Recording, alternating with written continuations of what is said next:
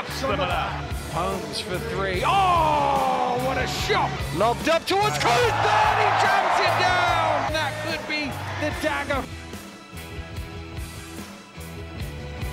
They have opened up a 30-point lead. Here they come!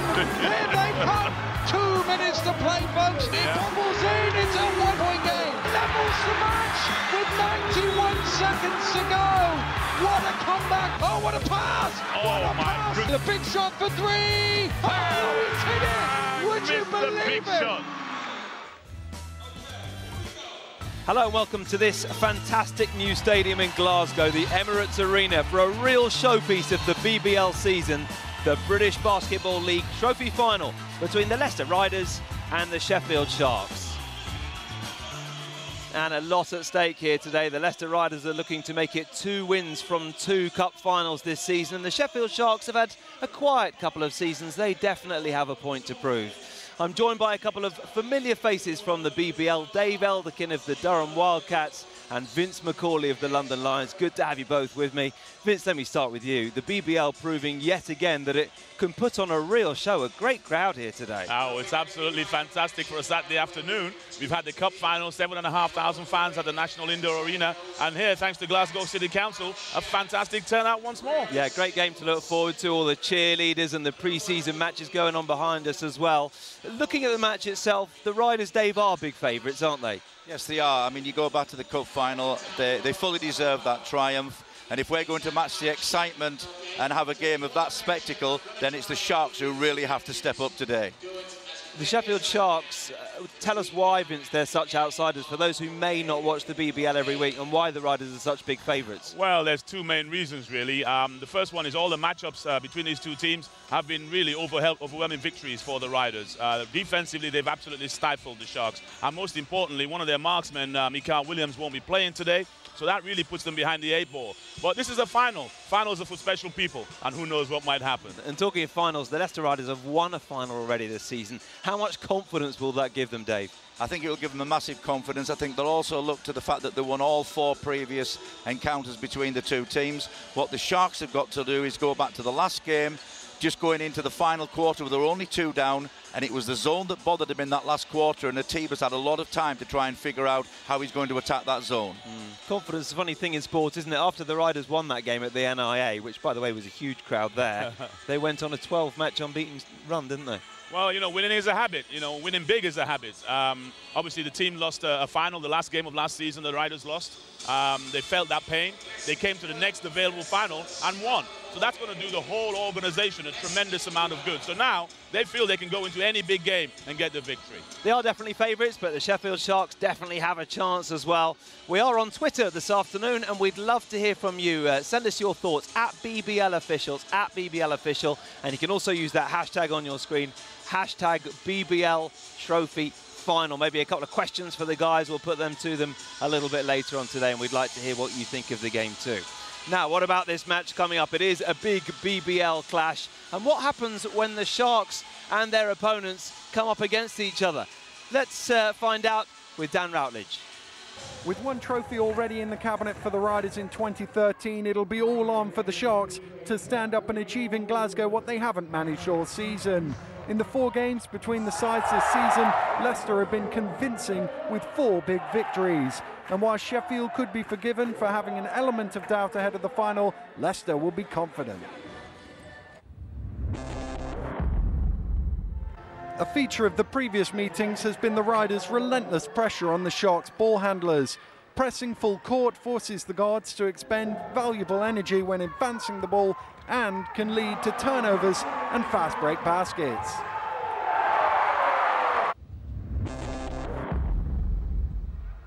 The Riders have had great success this season against the Sharks when employing their zone defence. See here, the 2-3 zone is used to cover the court rather than mark man-to-man. One way of combating the zone is to shoot Leicester out of it, but Sheffield have been unable to do that. Riders' length on the wings allows them to challenge and contest every shot. Micah Williams has particularly struggled to hit from behind the arc against Leicester, making just 4 of his 23 three-point attempts against the Riders in the 4 meetings. He's shooting just 19% compared to his season average 42. The Sharks as a team have also struggled.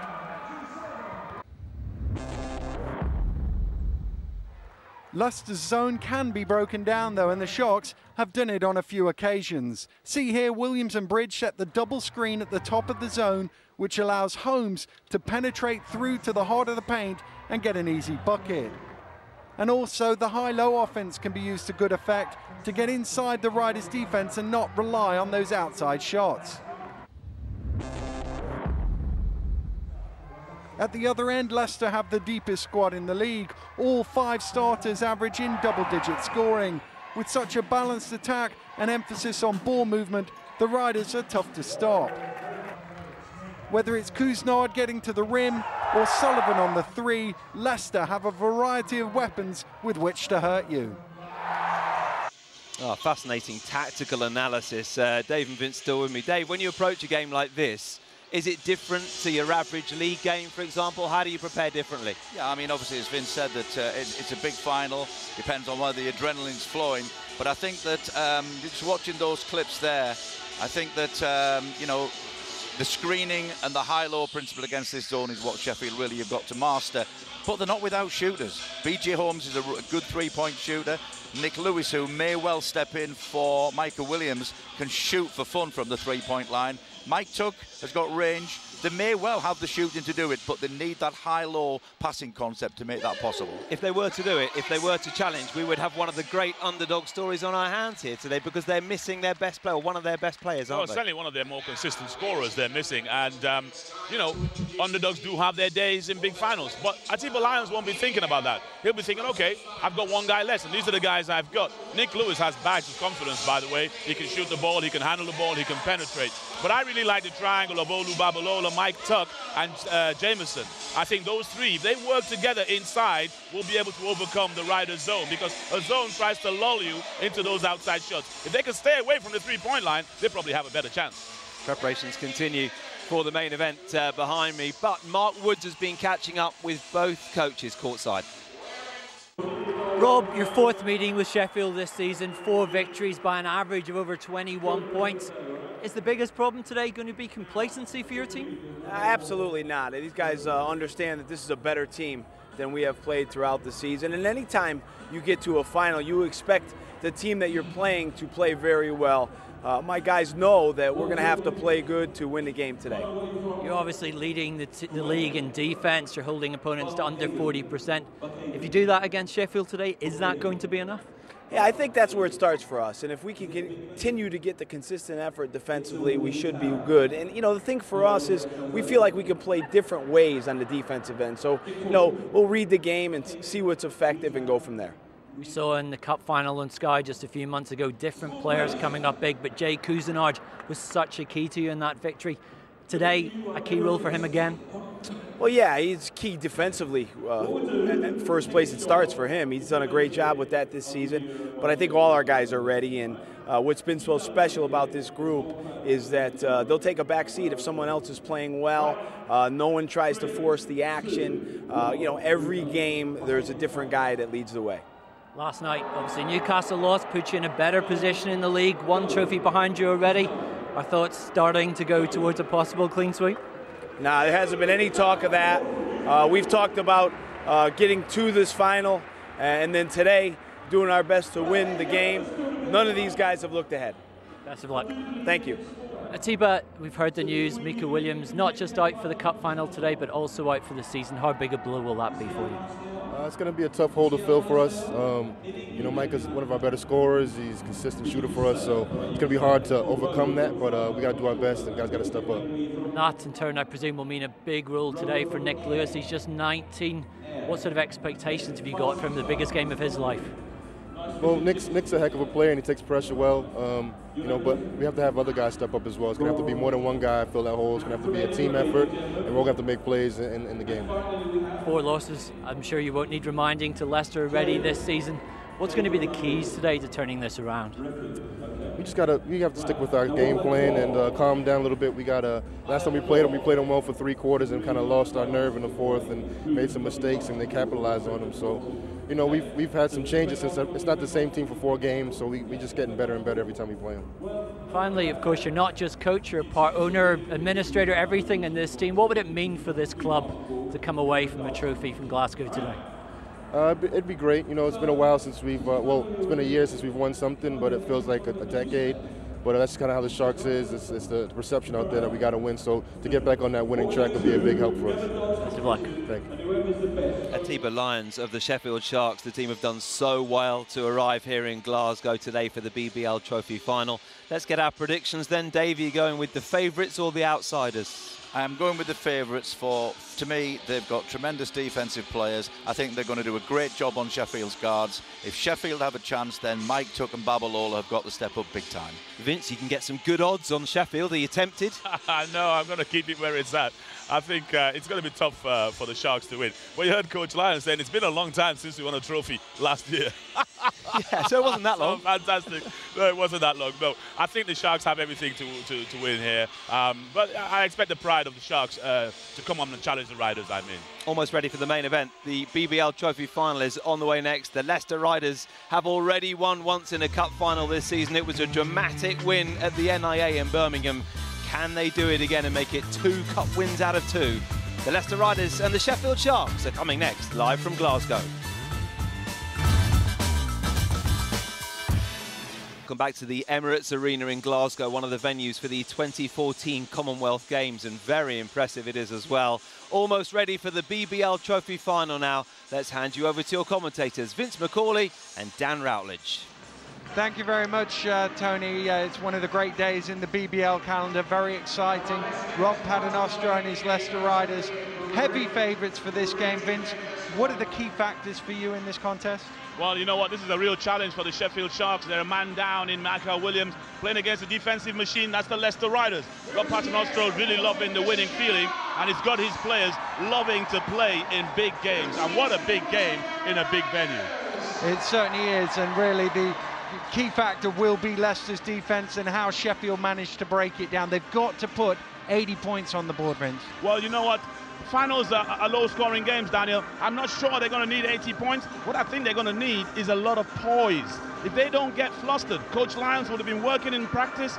Don't get flustered by the Riders' press. Pass the ball, move the ball, get the spots that we want to score from. Well, he's had a difficult week. Atiba Lyons had to deal with the Mika Williams injury. Let's take a look at the 2 team lineups for this big BBL Trophy Final. We'll start out with the Leicester Riders. Goes alphabetical in the final, and really they've had 46 years of trying. The Riders made 10 major finals before today. Every single one of them gone in as underdogs. This is the first time they've gone in as heavy favourites. That could alter the mindset, even though they've got the likes of Sullivan, who's been here, Williams, who's been here before and done it before. Well, like I say, Daniel, I love finals because finals bring out special people. But this team has a lot of special people in it. First guy on the list, Jay Cousineau, the MVP from the Cup final not so long ago. You've mentioned the captain of the Great Britain Olympic team. You've mentioned Yorick Williams, who's a real veteran of the game. These guys are really gelling together, and actually this might be the beginning of something special. Well, let's take a look at the Sharks lineup, and really all the talk is the name that's not there, Williams. He's a big threat for them. He may have struggled against Leicester, but he's certainly an excellent 3-point threat. They're going to have to find some way, I assume it's through Nick Lewis and through Andrew Bridge, who's making a record 8th appearance in the BBL Trophy Final. They're going to have to try and cover that at both ends of the floor. Well, you know what, Daniel? No disrespect to the great talents of Michael Williams, but actually, if we were going to lose somebody out of the starting 5, it might have had to be him, because he hasn't been shooting the ball well against the Leicester Riders. And actually what the Sheffield Sharks need is better ball handling, and Nick Lewis will assist BJ Holmes into the teeth of the Riders defense. Well, there we go. Drew Sullivan, who was MVP the last time Leicester made it to a BBL Trophy Final. Unfortunately for the Riders, he was playing for Newcastle at the time, and they beat Leicester by 21. Great experience in this game. And at the other end of the court, one of his teammates on that occasion, a guy going for a record trophy haul, a record BBL medal haul. Andrew Bridge, nobody has won more medals than him. Well, funny, you know what? I thought we were going to get through this trophy final without mentioning Newcastle. And here they are with two guys who've got the title on both teams. So really, who is it going to rub up on? Obviously, Andrew Sullivan right now on the up. Andrew Bridge has not had the greatest of starts with his career back at the Sheffield Sharks, but this is the final. He knows what it is to play here, and he's got some real talent around him. Babalola, Tuck, and of course BJ Holmes. And as the team shakes five, you look at a guy like Anthony Rose, talked this week about how hard it was for him last season, losing in the trophy final as a Plymouth Raider, playing for the Newcastle Eagles. Again, he's driven by that. Nobody happier than Anthony Rose today, because basically he's exercising all the ghosts of last year, playing for his hometown team. He couldn't get it done. He had to get on his bike. Here he is in Leicester, here he is in Glasgow, hopefully looking to add to that tally. Well, the teams are out. Thumbs up from the referee. Rob Paternostro and Atiba Lions have done what they can do in the build-up, in the preparation. Now it's up for the players to deliver. It will be Jameson and Rowe to jump it up, and it is Bridge, fittingly, the man with more BBL trophy medals, well, as many BBL trophy medals as anybody else, gets us underway. Sheffield, the underdogs, with the ball and the first chance to score. Leicester, Tuck going to the basket. We said perhaps with their perimeter missing Williams, they might have to go inside a bit more. I think they have no choice, Daniel. Mike Tuck, Olu Babalola and Jemison absolutely pivotal to any hope of a Sharks victory. Taylor, who's been in scintillating form, was huge in the semi-finals for them. Rowe goes right back at Tuck and says, have some of that. Okay, here comes the first of the extended pressure from the Riders. Nothing too serious, just a little bit of man-to-man up the floor. But again, it's just pressuring the ball on every occasion. And we said it before, the difference that Leicester have is, all right, it's Zaire Taylor doing it now as BJ Holmes penetrates to the basket. Good work from Jameson on the offensive glass. Out to Tuck, thinks about the three, turns it down. Babalola almost lost it, gets it to Holmes in the corner. But talking about the pressure, Leicester have 4 or 5 guys they can throw out there and pressure BJ Holmes. Yes, he's got a long night ahead of him. What I like here about the Sharks is the patience. Just patience and offensive rebounds. It's their third possession on this trip down the floor. Jemison with 2 offensive boards on this trip to give them all these chances, and usually you give a team 3 chances, they score. Yeah, everybody would love 3 attempts at the bucket, but the key thing, Daniel, can they do this for 4 quarters? Patience, don't rush it, and don't take the shots that you don't want.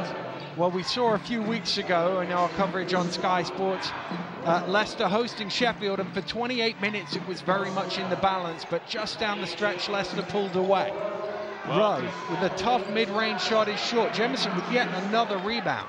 We've done a lot of talking about the defense of the Riders. You know, Daniel, they're not a great offensive team. They're an equal opportunities team. Everybody moves the ball. Everybody looks for an opportunity. If they struggle to score as time goes by, it'll be interesting to see what effect that has on their mentality. They go back down low to Tuck. Tuck spinning past Rowe, draws the foul. Couldn't quite get the roll on that.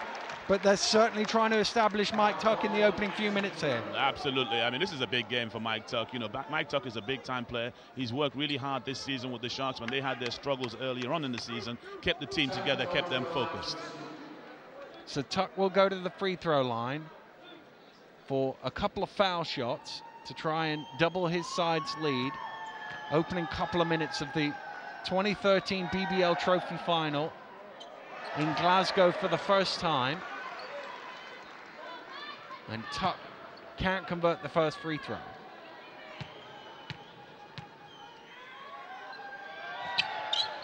Second one is clean though, and the Sharks lead by 3. Well, interesting call of offense here with Andrew Sullivan bringing the ball up. They're trying to post up Zaire Taylor there. They were trying to they're trying to get the ball to Anthony Rowe and post up Zaire Taylor on BJ Holmes under the basket. Well, that's it. I mean, we talk about Leicester and how there's perhaps no superstar standout guy. They managed to cover if anybody's playing badly. One guy who very rarely plays below par, Drew Sullivan, but he's so versatile. As Kuznar goes to the hole, lays it in. You can see Sullivan bring the ball up quite comfortably. You can see him play inside, play the 5 position. Absolutely, multi-dimensional, and that's why Rod Paternostro went to try and run that play. Interestingly, both buckets for the Riders, physical attacks at the basket, physical result. Oh, and there's another foul. Jemison trying to go along the baseline. Pavel Lashonsky is called for the foul. And Demetrius, I thought he was going to go to the free throw line, but the referee decided that was still on the floor, so it'll be an end-line ball to the Sharks. Yeah, I think that's what Atiba Lyons was trying to say. And we have our first substitution, I think, Daniel. Barry Lamble, the Riders' captain, into the game for the first time, replacing Rowe. And I'm just wondering if Leicester are going to this zone. They started out man, but it looks now as if they've gone to this 2-3 zone. Well, early doors, eh? Early doors for the zone. Let's see what the Sharks have been working on in practice for this. Here's Babalola looking to penetrate. Somehow gets through. Didn't look like there was any space, and he managed to get there. Well, the longer they stay off that three-point line, Daniel, the better chance they will have against that zone. Losonski up top. Yeah, medium-range jump shot. That's what he's going to live on. Way short. That's normally, as you say, a comfortable jump shot for him. I mean, I'm worried about that if I'm Coach Lyons, because I don't really like a situation where you let a guy like Losonski take his best shot, as we just saw Babalola going there. There's just a delay in the game. Not sure what the referees have stopped it for. I think it's to do with the clock, but either which way, I see the Leicester Riders setting up in their 2-2-1 press back into a zone. There we go, broken straight away. Lobbed into Holmes. I don't think Taylor was quite ready for that. BJ Holmes down. There's Jameson making himself a nuisance inside, and Sullivan pulls in the rebound. Sullivan round the high screen. Lamble comes to the elbow. Kick round to Kuznod. Steps back for three. Jay Kuznod! String music from behind the arc. He's got 5 early on for the Riders. Level at 7. Babalola to Holmes, onto Bridge. Bridge penetrate, knocked loose by Taylor. Here comes Taylor on the break, has Kuznod with him, doesn't need him, lays it in for 2.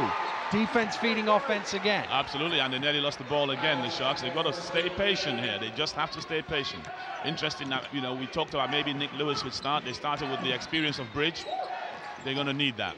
Here's Holmes. They need that as well when they do get those open threes to knock them down. Well, Coach Paternoster went to that zone early. He'd had enough of the up and down stuff. He challenged them right off the bat, and they've come back with 2 good possessions. Sullivan round the high screens, goes left, back out to Losonski, moves it on. Taylor, same spot as Kuznod, a different result though. Holmes with the rebound, has Tuck ahead of him. Jemison coming as well. Here's Babalola on the trail. Good patience from Holmes. Babalola given some space, can't knock it down. I don't like that shot, Daniel. It's an early in the shot clock. It's a fadeaway jump shot with Babalola running away from the basket. At his height and size, he should be challenging now. Kuznod knocks down the jump shot. He got caught as well, and he will go to the free throw line. Bad shots lead to bad things. Bad shot from the Sharks led to a good thing for Jay Kuznod. Well, he was the MVP in the BBL Cup final, and in the first 5 minutes, he's got 7 points on the board, a chance to make it 8 here. Indeed, and we've also had a substitution, not just for the Riders, but also for the Sharks, with Andrew Bridge sitting down and Nick Lewis stepping in. Jorge Calvo into the game for Leicester. And again, this is just different options to pressure up court. Lewis is guarded by Kuznod. Double team comes, he breaks it well enough, but picks it up on the halfway line, just gets it across. Holmes for 3, hits again! That's what I'm talking about, the patience. BJ Holmes executed, but it was Nick Lewis who created that. There's a beautiful form on that jump shot from the young fella. BJ Holmes 2 of 2 from behind the arc. He's got 8 now as well. Those two, him and Kuznod, the leading scorers. Sullivan sizing up Babalola. Tuck offers a little bit of help, then goes back to his man. Sullivan. Babalola got a little piece of that as he tried to get the shot away. Tuck. Tuck drives in. Lamble stands his ground. Rebound Sullivan. Interesting early shot. Sharks have to stay mentally focused. This is a long game against a very good Riders team. Calvo, again, Riders coming with this horns, 2 high screens. Gets it to Anderson. Sullivan. Sullivan to Lamble from 16 feet. Doesn't quite go. Anderson in there with the rebound, and draws the foul, and we saw what an impact Jamal Anderson gave the Riders in that cup final before he got in that foul trouble. He's looking to be active on the glass again. Could have easily been the MVP of that cup final, Daniel. Basically staying aggressive on that Lamble jump shot, securing the rebound and going up strong. I'm not sure who the foul was called on there, but obviously he will go to line and shoot a free throw. Lamble and Kuznod sits down. Taylor into the game. Rowe also checking back for Leicester. It's one of the hard things about covering Leicester is keeping an eye on all the substitutions and which guys are out there. Well, part of the team spirit ethos of Coach Paternostro and the organization. We've had at least 7, I think 8 guys have come in to the game already. Yeah, it is 8. Yep, Nick Lewis patient. Babalola, back to Lewis. This really helps the Holmes Sharks. Again, I thought for a second he was going to fire one up. Leicester close him out this time.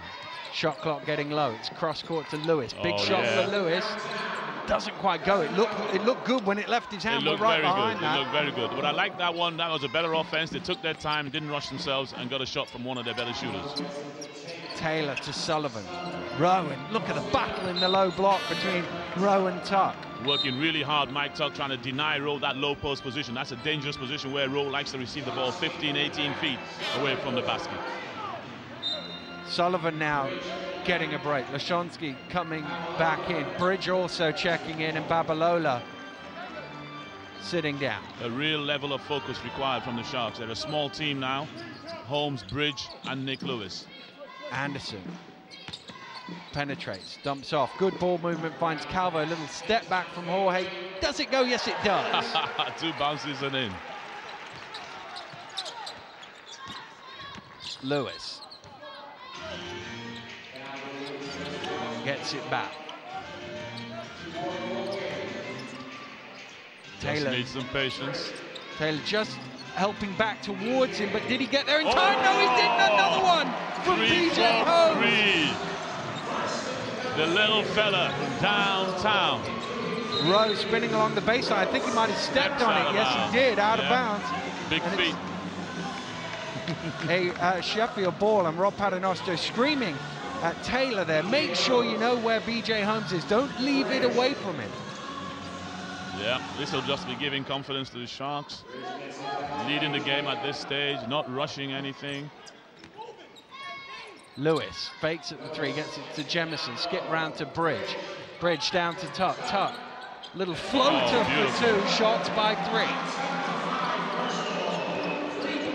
Taylor with the quick step off the glass, quick to respond for Leicester. They can't let Leicester get into the transition game. Very well spotted by Zaire Taylor, saw an angle to the glass.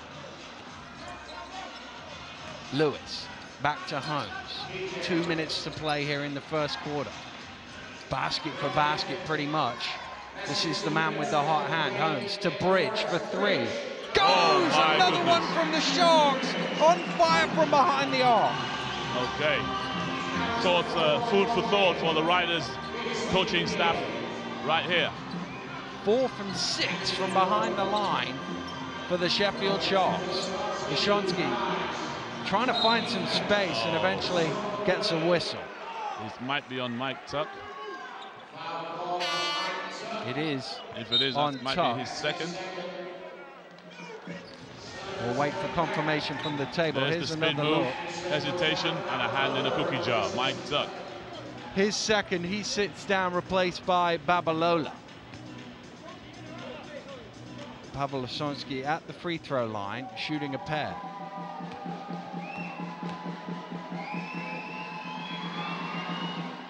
That one's good, and now he has a chance to cut Sheffield's lead down to only 2. A real revelation this season. He's first in the BBL, Pavel Lashonsky. Really came to prominence in that game against Newcastle, where Leicester won up there for the first time in 15 years, I think it was. It was our opening game of the season here on Sky Sports. And absolutely. John Fraley out injured. Holmes taking it to the basket, blocked by Sullivan. Here's Zasonsky out on the break. Great hands, Babalola. Babalola to steal it away. End to end. Referee just stopped the game. I didn't see what happened, but is it Holmes is on the ground injured. Didn't see what happened to him. He's holding his head. Yeah, I'm hoping it's just an elbow to the head rather than a twisted knee or ankle. It looks like he's holding his head, so it is that. It must have been on that last play as he went to the basket. That will be key. This is just Babalola taking care of the ball before the game got stopped. But this is absolutely key for the Sharks. This is somebody who started the game really, really on fire. Well, he's got back up, and he seems to be okay. Thumbs up from the officials. Big hard from the little man. They are going to have to sub him out, though, because he did get some treatment, I think. Oh, no? Yeah, they are. Yes, they are. So Gouchette will have to come in for his first taste of the action. Holmes didn't want to go out, that's for sure, no, that's but for sure. it is the rule. Yeah, this is the rule, and I hope he'll be back soon. I mean, Gouchette's not known for his patience, but hopefully they have been, emphasizing that throughout the season. Throughout this week's practice, rather, for this game, which is really crucial to the Sharks organization. Good hands from Taylor to deflect it out of bounds. The Tiba Lions with the quick hands. The shot clock is down to 10 seconds, in which they'll need to find an offense. Babalola. Nowhere to go, kicks it out to Lewis. Lewis under pressure for three, that one doesn't go, tipped away. Oh, good hustle. And that came off row last. Jemison made a nuisance of himself. I like Jemison, he's well built, he's a good size, he jumps well, he makes a nuisance of himself, wide shoulders, causing a problem. Bridge inbounds it. Good hands from Sullivan to steal that away. Sloppy one from the Sharks there. Calvo, sloppy away. One from him, and Lewis runs it back. Has Babalola with him. Babalola has it pulled down by Calvo. Calvo, you're right. Babalola, great drive to the bucket. Good defensive series from the Sheffield Sharks. A couple of little steals earlier on, and there's the other one from Lewis. Calvo recovering back, and as much as anything, yes, he's going for steal first, but he's making sure the guy isn't getting an easy layup. No, absolutely. He'll sit down. Yorick Williams into the action for the first time. Colin Singh also for the Sharks. Sharks have to be careful here. Got a number of young guys on the floor at the same time. I know they're trying to buy minutes for Tuck, but it is only 48 seconds. Yorick Williams can hit a three at any time.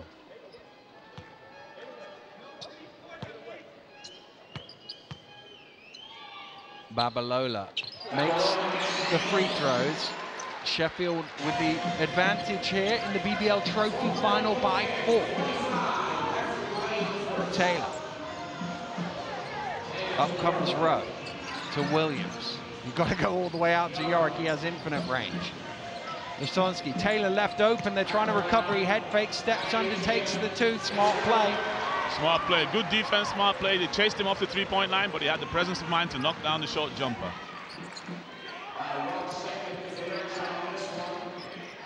Holmes can just about run it down. There might be a second and a half, maybe two, between the shot and the game clock.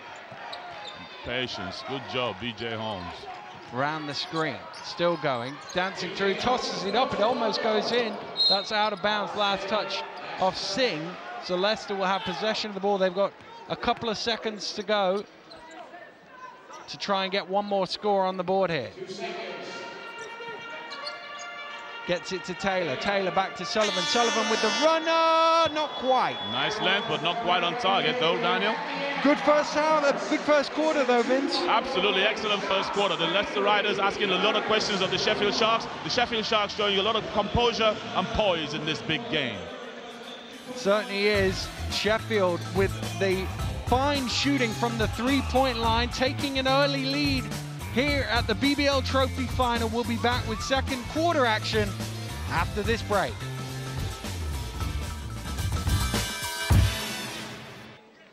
Welcome back to the Emirates Arena. Great crowd in here in Glasgow, and it's the Sheffield Sharks who lead the Leicester Riders by a couple, but it's the Riders who will get us underway here in the second period.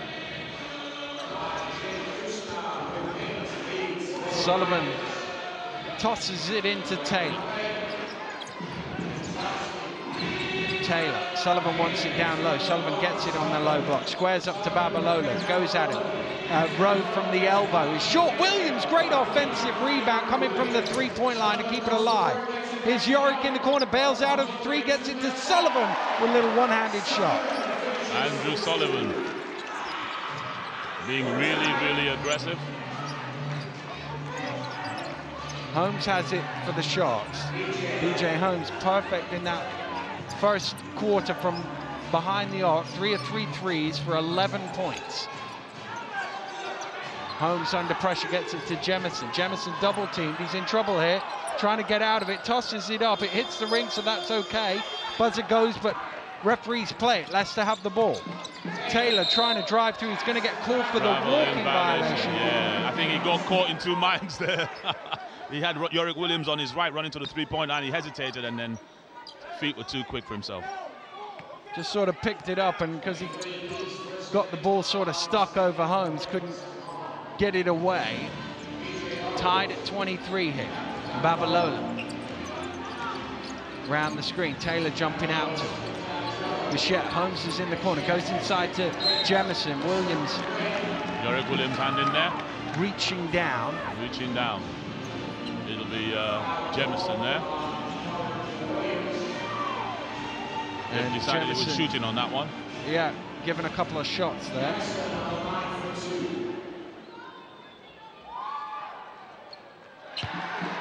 Net on that one. It's one of the occupational hazards of being on the bench for Leicester. If somebody does something bad at the other end of the court, Rob Paternoster will turn around and shout at the bench. Constantly coaching, and that's why they've had the success they've had this year. Taylor gets it onto Williams. Wasonski wants it down low, and he gets it now, backing down. Singh trying to go to work, spins back the other way off the glass. Good job. Good defense in the end from Singh to prevent the shot. Most importantly, he didn't reach in and foul him, which was key. Holmes. Oh, great pass. Oh, another one. It's into Jemison, gets the shot off. Super ball movement from the shot. Excellent little triangle on the inside there. Nice patience from Colin Singh. Really pleased for him. Trying to find his way into this Sheffield team this season. Hasn't really had the success he wanted. Patience on defense, patience on offense. Taylor round to Sullivan. Sullivan against Babalola. Double team comes. It's on to Williams. Williams under pressure for three, halfway down. Wasonski with the offensive rebound. He goes straight back to work. Had it knocked loose by Singh. And he pulls down the rebound. Yep, excellent. The defense is, the thing is with the Sharks now, they've been really, really patient, really, really poised. They're beginning to love it now. Holmes resets. Babalola. Singh down in the low corner. Out to Babalola. Babalola drives through. Bichette with the jump shot doesn't go. Sullivan pulls it in. Taylor. On the run. Taylor this time didn't Good quite have help. enough. That's Gatet. Got right in the way of Taylor's drive to the basket. Oh. Holmes threw it forward to Babalola. Babalola tripped, though, I think, more than anything. Off Yorick's foot. Nothing intentional there, just a trip. I think because the pass was made in that direction, the referees had no alternative, really. Here he goes. Yeah, he did trip over Yorick's feet, and as you say, because the ball was going that way, ref felt he had to call it against him. Unfortunate second foul on Yorick. He sat down. In come Anderson and Kuznarov. And also, Daniel, the Sharks are getting a lot of rest for Mike Tuck on that 2 fouls. Really, really good at getting solid minutes out of Colin Singh and Zach Gatet. Well, here's the critical point. Jemison takes a blow. Calvo coming into the game. Rowe will get a break. I assume that's a response because while they've got Jemison and Tuck on the bench, they're a bit shorter, the Sharks. So Leicester have replied in kind. Indeed. fact, Leicester appears to have gone back man-to-man as Lewis off the glass. Lewis can take Calvo anytime. I'm not sure about that matchup because Lewis is a confident guy trying to get to the basket. Calvo's strength is in denying a player the ball. Sullivan. Here's Calvo. Sets his feet for three. Little short, and Holmes with the rebound. Anderson almost knocked that loose for a second there. Sheffield by 6 here. Holmes fakes at the three, drives in. Great move to the basket, BJ Holmes. Having a nice chat with the referee. Nice to see the two guys communicating. The ref saying, yes, I see you, and Holmes saying, I know, it could have been a foul, but you let me go to the basket. Nice work by those two. He's got 13. The Sharks leading by 8. Inside to Sullivan, dancing to the basket. Will that count? Yes, it will. Drew Sullivan, more often than not, when Leicester need a score and down 8, they needed a score, they go to Sullivan. Critical basket that was, because BJ Holmes is filling his team with lots of confidence, but there's Sullivan. If you let Sullivan go around to the right, I think it's all over, as you can see right there. Beautiful. One shot to come for the Great Britain captain. He makes that. But Sheffield still with a nice lead here in the BBL Trophy Final of 5 points. Yeah, just got to be patient. Singh. Singh's Taylor all over Hunts. Won't let him get the ball. Here's Lewis. Lewis drives in. Oh my goodness. Lewis finding a gap. Oh, great effort. Zach Nichet, offensive rebound. And Holmes calls the screeners forward. Holmes goes back the other way into the free throw line, out to Singh. Ooh. Singh, stop and go, drives to the finger roll for young fella, where to go, young fella? In the cup final, Daniel, it was Anderson who was doing the work for the Leicester Riders. Here in Glasgow, it's Colin Singh with a strong move to the basket, kiss of the glass for 2. Well, the Sharks came in big underdogs into this game. They forced the Leicester Riders into a timeout here in this second period. They've opened up a 7-point lead. It was 8 a moment or 2 ago. They've got to like the way they're playing. Oh, Coach Lyons is absolutely delighted, you know, and obviously with the absent Michael Williams, he knew he needed a collective team effort. And they've kept things low-key in the camp. Yes, it's a final, but they try to keep the pressure off the young fellas. And it's the young fellas that's getting extra minutes that are really helping our coach at T.B. Lions right here. And we talk about Leicester's defense and how they're #1 in the league in points against, #1 in field goals against, #1 in 2-point shooting against. But Sheffield have already got 33 points on the board in this game. Well, that just shows you when I thought the Riders went to that zone a little early, and that got BJ Holmes nice and fresh to bang those 3-pointers. But hey, let's not get it confused. Despite what the Sharks are doing under the basket in the shape with Jelson and his teammates, this is a very good Riders team. They're going to keep coming for 40 hard minutes. Well, that's the one thing with Leicester is there's been a number of occasions this season, a number of occasions in the last month or so, where they've got behind double figures in the first half. I mean, you think of the semi-final of the trophy at Worcester. I think they were 12 down just before halftime, came out to win the game by 9. Well, I think the Riders haven't settled into a rhythm here yet. You know, we're not sure who's handling the ball. We're not sure who's getting the shots. You know, they're just not quite in sync. It's going to click at some point, but they're not quite there yet. Calvo. Round the screen. Gets it on to Taylor. Taylor to Sullivan. Shot clock getting low. Sullivan fires up for 3. Little short. Calvo with the offensive rebound. Recycles round to Sullivan.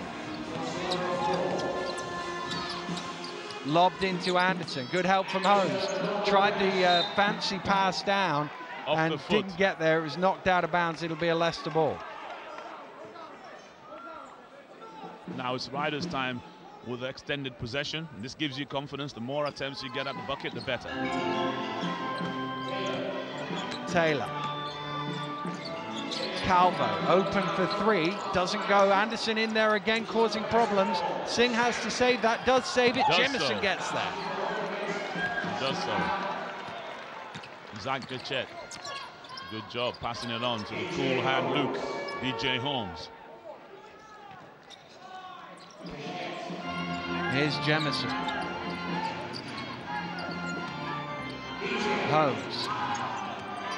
Holmes, shot clock's getting very low here. BJ has to fire it up, does, and hits it on the buzzer.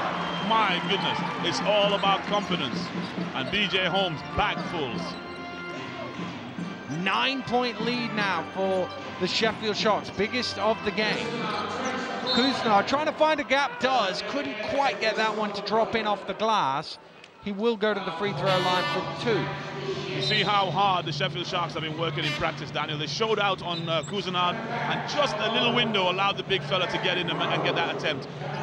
But the way they're moving on the picks, the way they're showing, especially on Zaire Taylor, taking him out of his rhythm and recovering back to their man, it's causing a problem for the Riders. So you're left with Calvo shooting 3-point shots. If you wanted anybody on the Riders to shoot 3-point shots, it would be Calvo.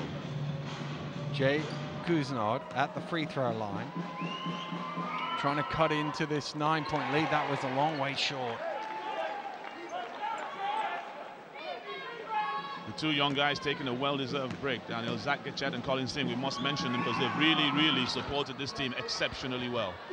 Well, a friendly bubble there for Jay Kuznard. It must have bounced 4 or 5 times before it went in. Leicester again coming with some full court pressure. Oh, Lewis lost it for a second. Calvo trying to chase it back, is called for the foul. This time around, Coach Paternoster going with a full court man-to-man press rather than that 2-2-1 press. But really, I think you've got 2 quick guys out there in Holmes and Lewis. This is where I say the absence of Williams actually helps the Sharks, because now you have 2 better ball handlers in the backcourt. Well, that was the second foul on Calvo, so Lasonsky will check into the game. If I were Coach Paternoster, I would put Calvo on BJ Holmes and let him work on denying him the ball. I think they're going to have to look at that, because BJ Holmes is orchestrating this final right now. Zip past the bridge, now down low to Babalola. Babalola trying to go to work, goes the long way round, off the mark. Bridge almost timed the rebound, but just lost out in the end. Yep, tough one there.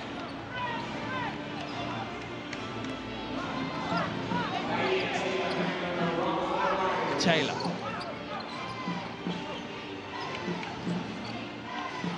Sullivan. Babalola's never too far away from him, is he? He's working hard. He knows that if he leaves Drew Sullivan alone, only good things for the Riders will happen. Rowe bats that one out only as far as Lewis, and Babalola comes up with it, hands it back to Holmes. Chance for the Sharks to take a double-figure lead here in the first half. Holmes really taking care of business. Trying to find a way through, zips it out to Babalola. Babalola, a little crossover, fires it up short, rebound Lasonsky. Taylor has it. Down to Rowe, Rowe against Bridge.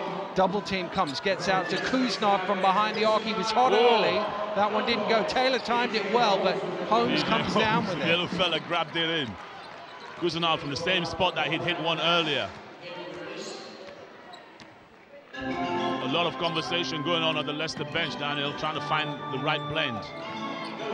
Lewis, Jemison driving in, spins back, tosses it off the glass, and the Sharks lead by 10 here. Beautiful head fake to get Anthony Rowe off his feet before he went up there, Jemison. Relishing this opportunity, the underdogs fighting for their lives. There's the show on the screen. Sullivan goes against Babalola, gets it in. And that's the thing, you've got to recover against that, because you can't allow Sullivan to dive under like that. Absolutely, and the presence of mind to just wait and wait till when the help would walk away, and as soon as it did, Andrew Sullivan took it right to the rack. Well, before the game, we were chatting to a few of the players, spoke to Mike Tuck about the difference between their league form and their trophy form. Yeah, we've been struggling, this far as in terms of the league. It's just been a rough start for us, but we've made some changes throughout the season here, and things are starting to pick up for us as of lately, and especially in the trophy competition. I think guys realize what's at stake here, and they step up. There's more focus during these games, and guys want to bring home some silverware back to Sheffield. So we're treating these games very importantly, and hopefully make something happen today. Well, Mike Tuck, an experienced veteran, they've managed to rest him here in this second quarter on those 2 fouls, but you know he's going to have a big contribution to make in the second half. He will, Daniel. And you know, when we prepare for finals and we talk about zone defenses and pressure offenses and everything else, the one thing you can never factor into is the pride of a basketball player and a veteran like Mike Tuck. You know that Atiba Lyons has called on the experience of Bridge and the experience of Tuck to hold his team together.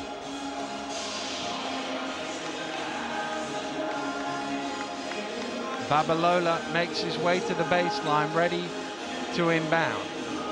It's the Sharks with just over 2 minutes to go here in the first half, who lead by 8. Their advantage has been as many as 10.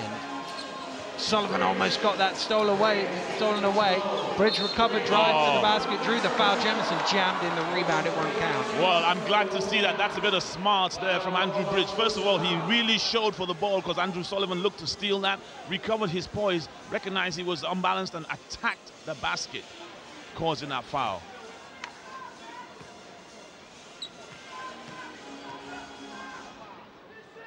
Bridge then trying to make it a double-figure lead yet again. Makes the first foul shot.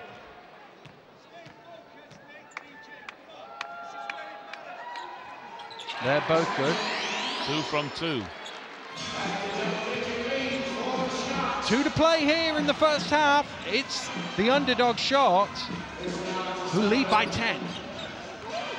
Sullivan drives in, throws it up, jammed down by Kuznard. He went up high. Way above the basket to put a lid on it. Jay Kuznard. Holmes. Lewis penetrates, slightly off balance, doesn't quite go. Tapped away. I think it was Jemison got the last touch to knock it to Holmes. Lewis. Thrown away. Here comes Taylor. Taylor against Holmes. And Bridge offering the help, but laid in by Zaire Taylor. Dangerous time. Sharks have got to stay calm. They've got here by being patient, and they've rushed a couple of shots. The power of the Riders beginning to show. Look at the size of that Riders team on the floor. Holmes against Kuznov. Round the screen.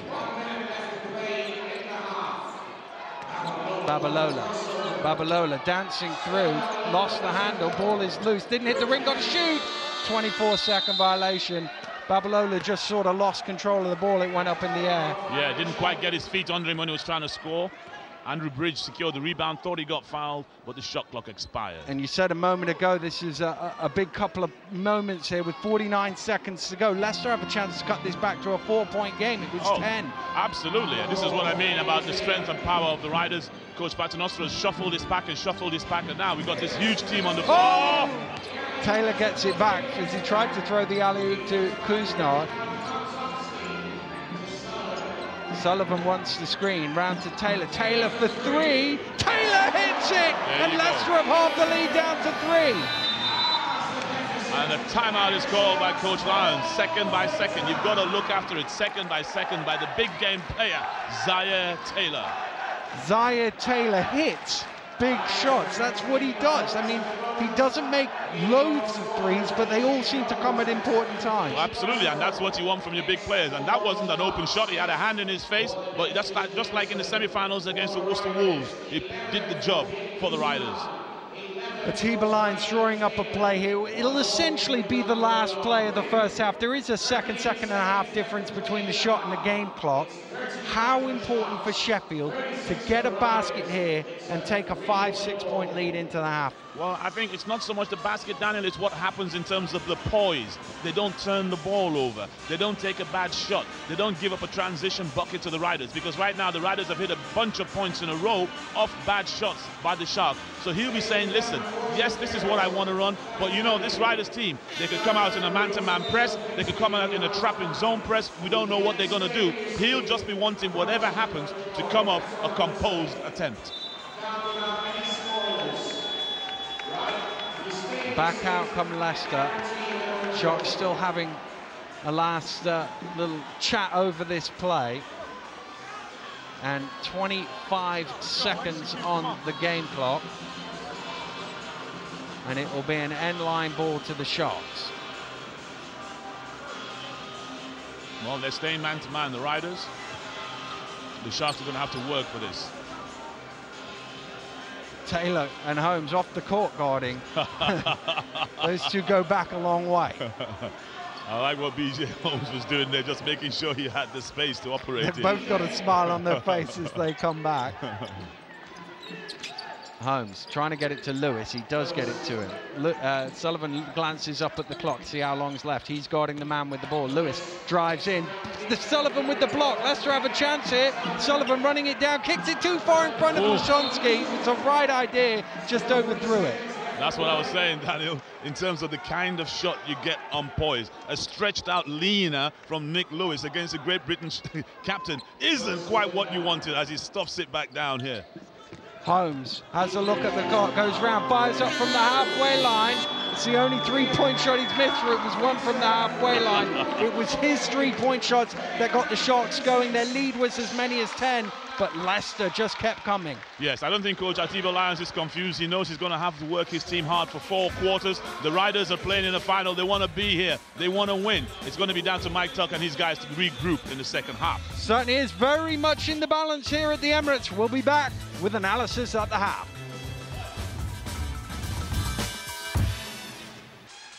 Welcome to the Emirates Arena. We have an absolute crackerjack of a BBL Trophy Final on our hands at the moment. The Sheffield Sharks lead by just 3. Remember, they were big underdogs, so they're doing really well. Half-time here at the moment, the BBL Dunkers are doing their bit behind me. And we can go courtside straight away with Mark Woods, who is with Demetrius Jemison.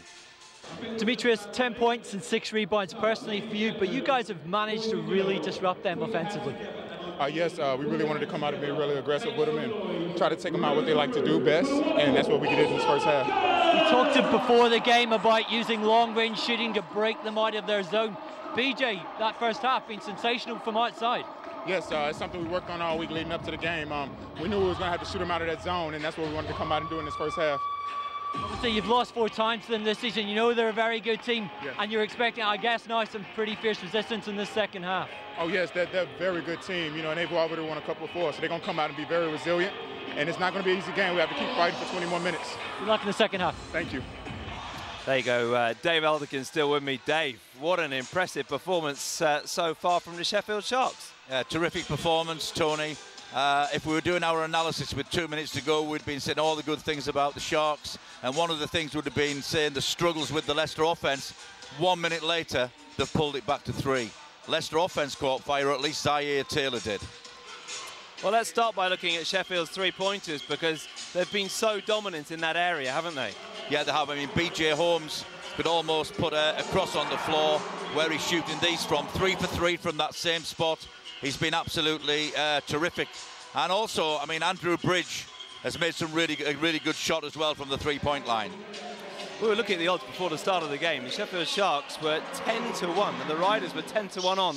What's been the difference, and how impressed have you been with BJ Holmes? I think BJ has been the dominant point guard. I think he's run the show really well, but I've been incredibly impressed with the Sheffield defence. For the majority of that half, maybe 18 minutes of that half, they've had the Leicester offence really struggling for points. And it was only when Zaire got going at the end that Leicester had a breath of fresh air. It's, I mean, it's great for the crowd here. They are absolutely loving it, aren't they? They're well into it. They're creating a terrific atmosphere, you know, and now really close to call. I thought Leicester finished that last 2 minutes really strong, but I'm still really impressed with Sheffield, and in particular BJ to me has been the player of the first half, and I've also been really impressed with Olu Babalolo, particularly at the defensive on the floor. He's done a terrific job on Andrew Sullivan.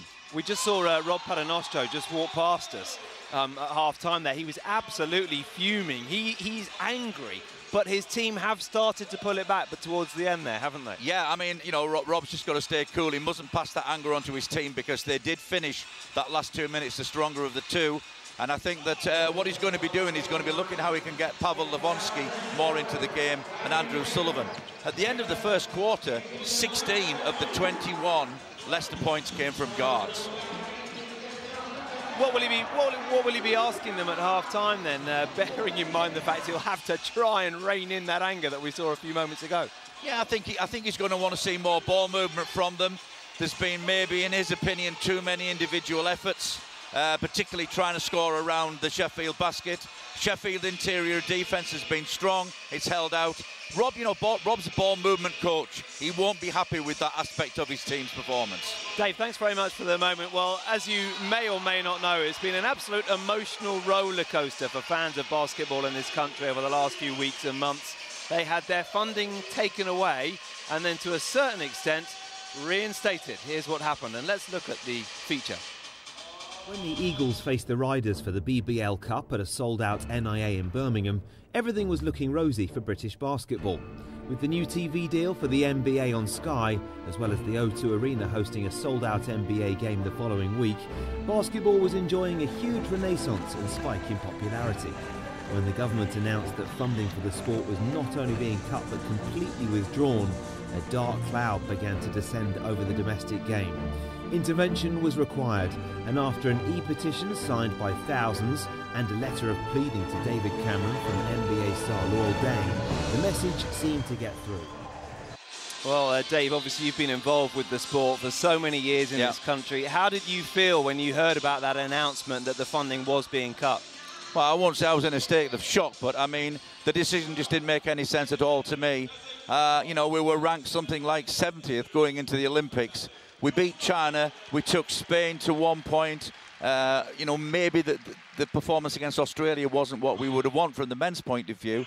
But I mean, we finished really creditable performance. And the women, in my opinion, probably performed better than the men. So, you know, to come from that far behind and get into the world's elite and perform on one of the biggest stages in the world, and then to see that funding go was hard to take.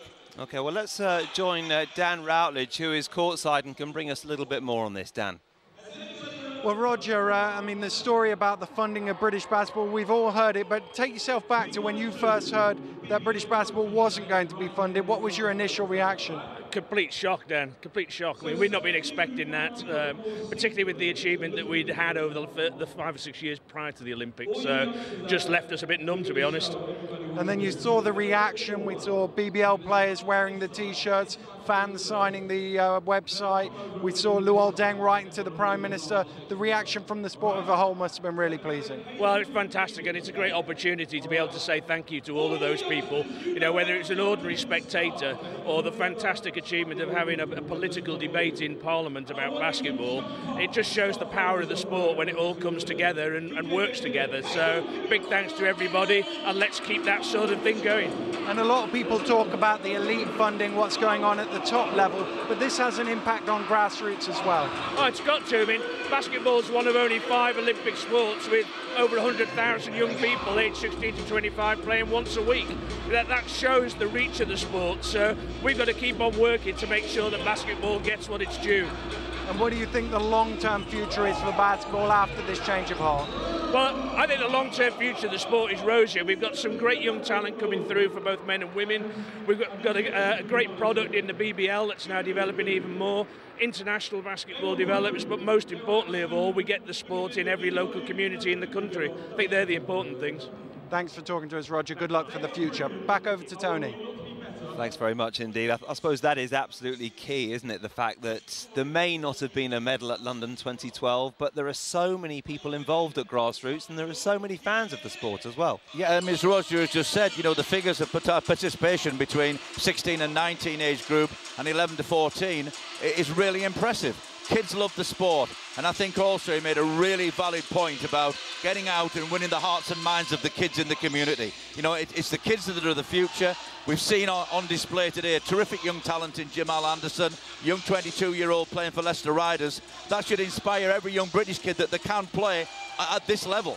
You know, this is a terrific advert for the sport today. It really is, and fans of all ages enjoying this today. We've had plenty of tweets. You can tweet as well. It's at BBL Official. And let me read you a couple of them. David Bell says, Jemison and Holmes are still doing it for me. Sully, so influential. I'm sure you'd probably agree with that.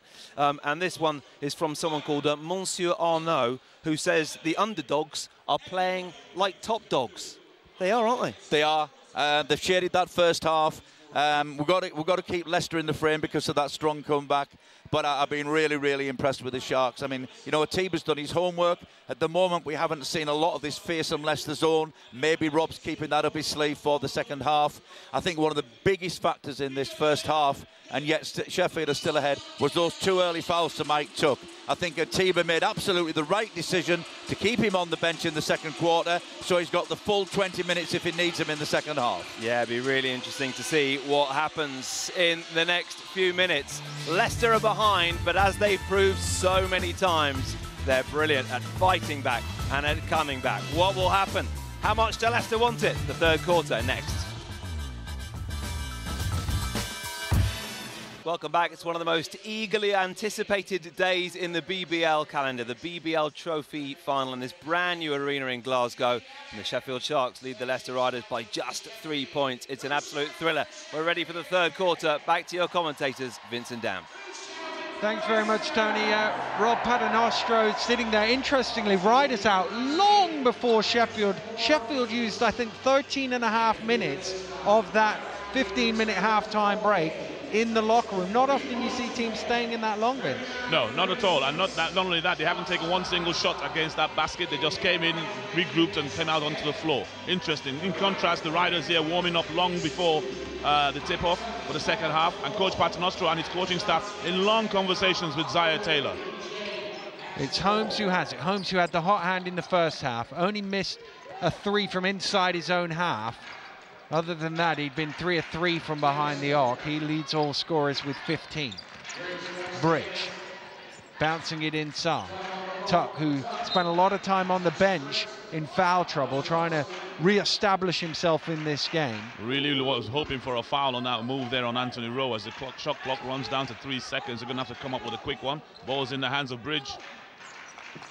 Gets it to Jemison. I don't think he saw it. He got shouted at, and it's a 24-second violation. Yes. I don't think Jemison realised the shot clock was so low, and it was only because somebody shouted down the court at him, shoot, that he did. Critical, critical. Every possession is going to be critical. You come out of the locker room, you haven't warmed up. Are you sharp mentally? Never mind physically. Turnover to start the game. Taylor round the screen. Out to Kuznov, head fake, steps underneath, hand in his face, knocks it down again. There's Mr. Big Shot. Zaya Taylor is who we normally expect, but it's Kuznov, the MVP of the Cup final, wanting to get things going early for the Riders. He's only missed 1 shot in the game so far, is Kuznov.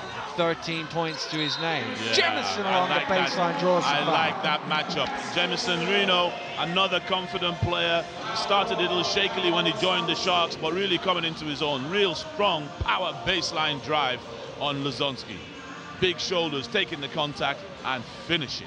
And actually finishing from behind the basket. Had to reach back to get that one in front of the backboard. You always love it when they finish with that move so that it goes to become an and-one. And he can quite convert, in fact. It bobbles in for him. And the Sharks lead out to 4. Sullivan bringing the ball up. Hands it over to Taylor.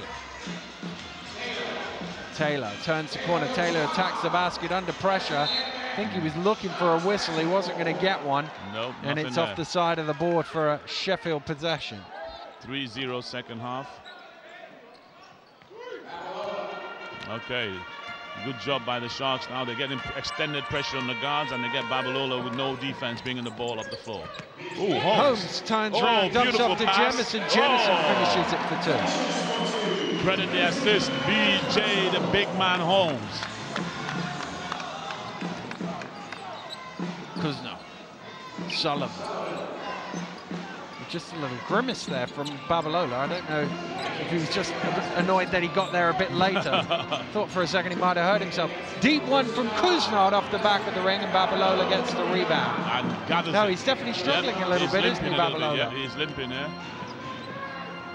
He's obviously got that long strapping on his leg as Tuck tries to go to work on Rowe. Tuck, wow. Strong move from Mike Tuck. Tuck is, you know, he likes that move because, you know, Rowe is no slouch on the defensive end and he was draped all over him. But still, Mike Tuck finding the bucket. Taylor. It's down now to Rowe. That's thrown cross-court to Pavel Lasonsky. Under pressure from the free throw line. Good work from Jelson. 2 Sharks on the rebound. Again, the Sharks can pull out to a double-figure lead here. Jemeson's right there. Good hands from Taylor. Steals it away. Ball loose. Comes back out to Holmes. Jemeson.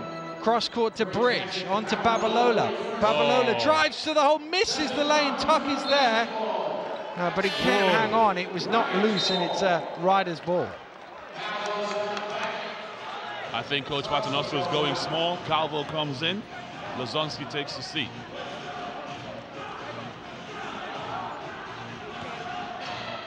And it's Jorge Calvo who brings the ball forward for Leicester.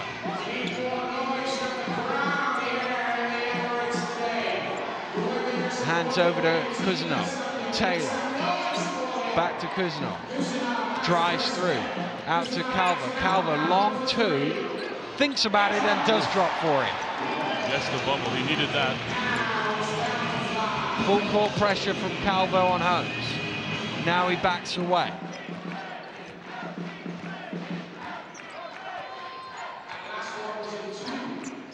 Bridge.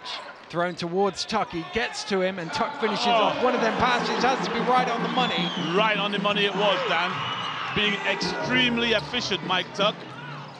Really efficient. He touches the ball and is putting it in the basket. Kuznov is caught as he fires up that shot. He will go to the free throw line. A little bit too much defense from Andrew Bridge. Foul on Kuznov.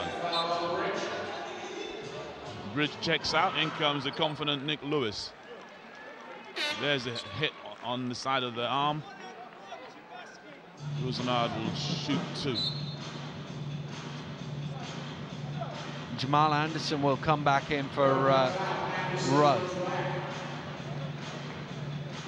Well, and now Kuznov can take his 2 free throws. Absolutely. Sorry, Danny. I was just going to say the Riders already back to shuffling the pack. You know, this is an interesting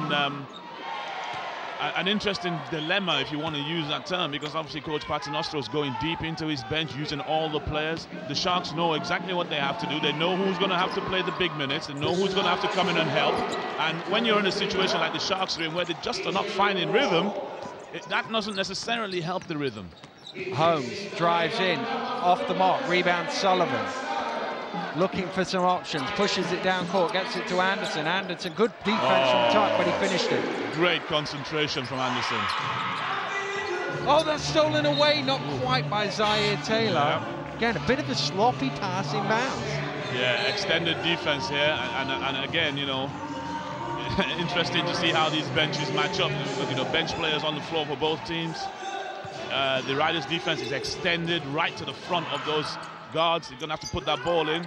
It's thrown away to Kuznov, and again, the pressure on the ball. They couldn't get a pass in. He had to throw it, or it's a 5-second violation. Leicester come up with the steal. Absolutely. Riders' defense, Riders' length of arms causing a problem. But the Sheffield Sharks, they're not setting screens. They're not opening up. They're just trying to beat people off of foot speed. Well, you're not going to beat this Riders' defense off of foot speed. Calvo will inbound for Leicester from the side. Kuznov has it. Looks to penetrate to the glass. Beautiful move. Yep. Right, the ball was inbounded quickly this time. The Sheffield Sharks get it. Hold on to their 4-point lead.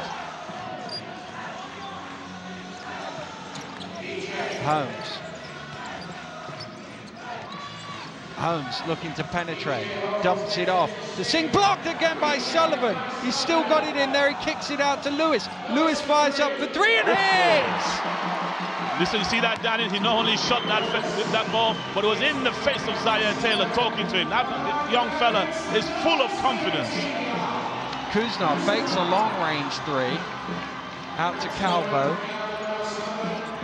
Gets it back to Spaniard. And there's a foul on B.J. Holmes for the hold.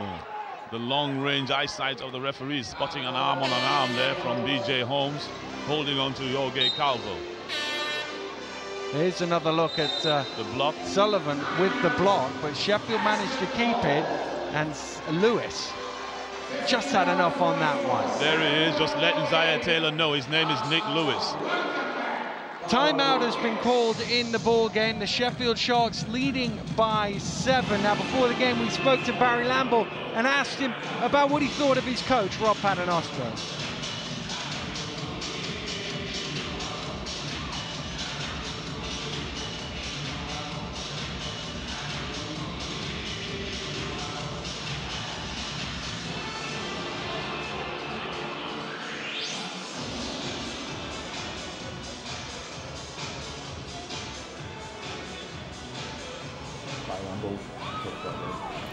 Well, Rob's been the driving force of the Leicester Riders now for the last 6 years, and as you've seen, it's been improvement on improvement each season.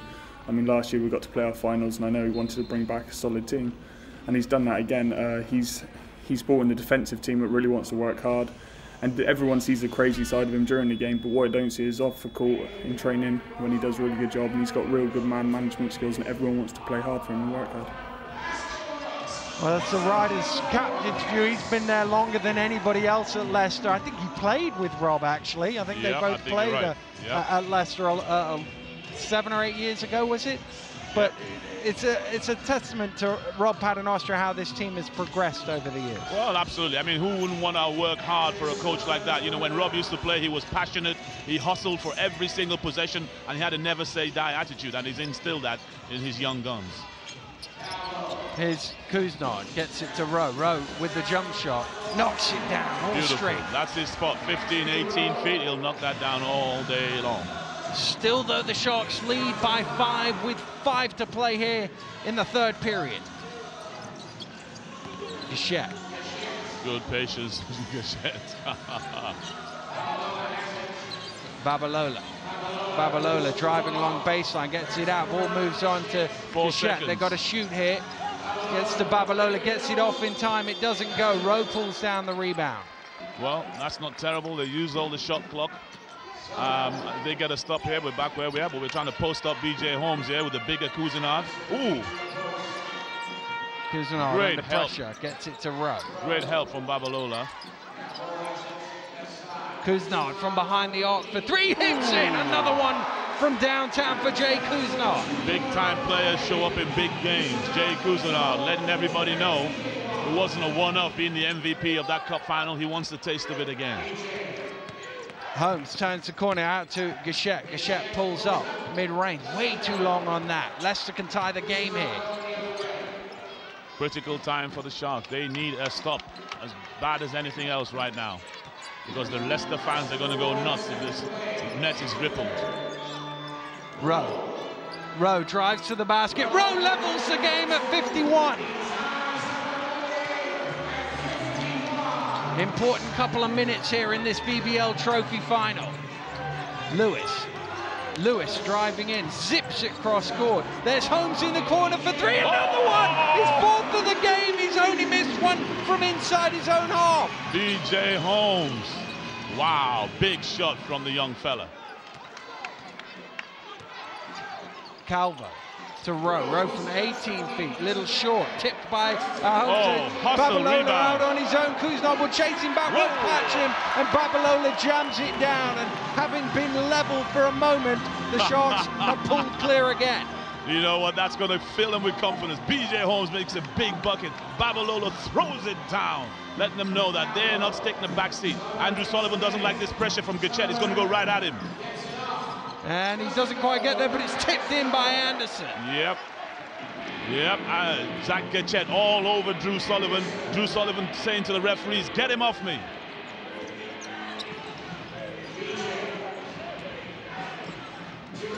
Holmes.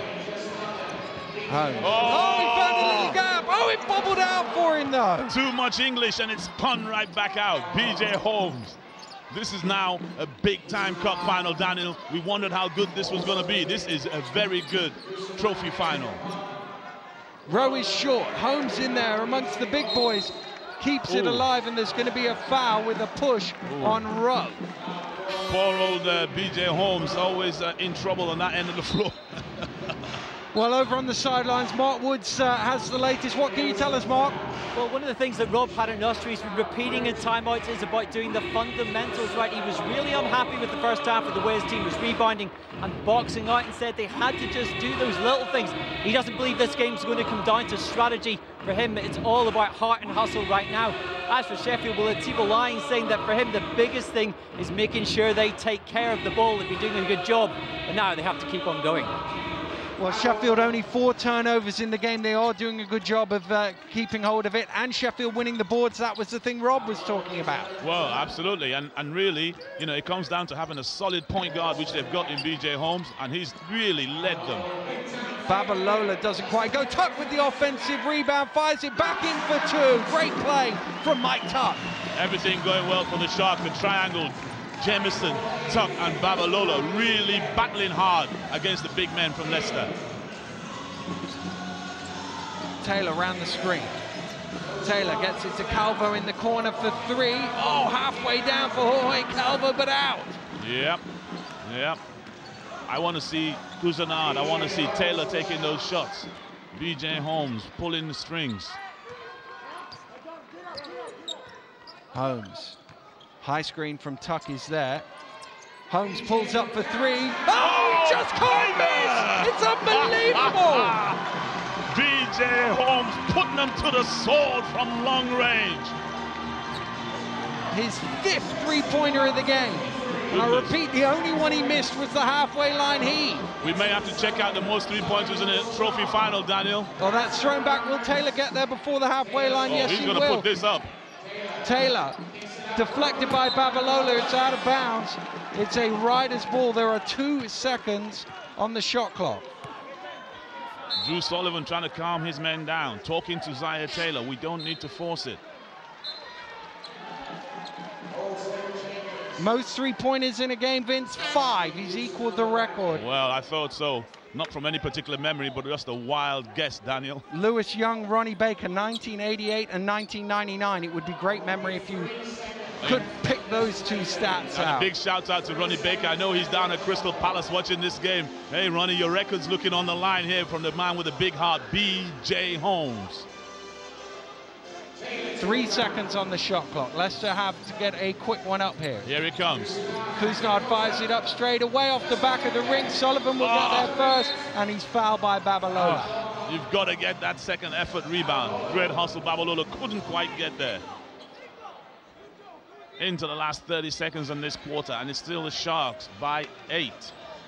And you've got to say, Sheffield have been in the lead for most of this game. They've looked the more likely of the 2 teams. Well, you know what, Daniel? No one's been confused about what the Sharks are trying to do. They know exactly what they're trying to do. The Riders with their mix and match.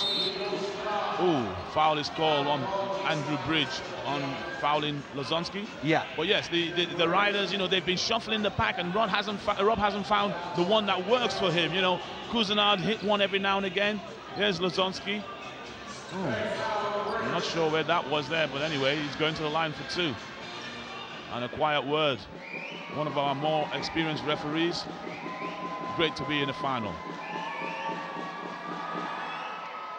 Lozonski misses the front end of the free throw. Leicester have missed 5 from this distance now.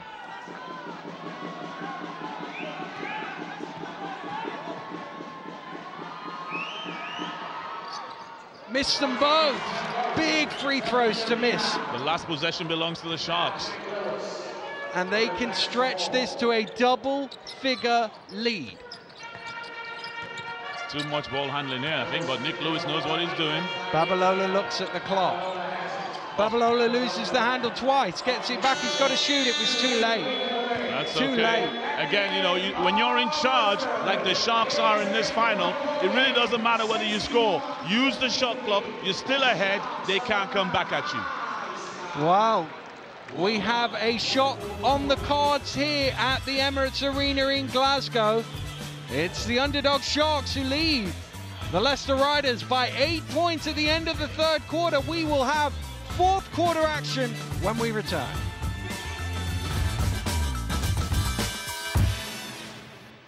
Welcome back to Glasgow. We have 10 minutes to play in the BBL Trophy Final.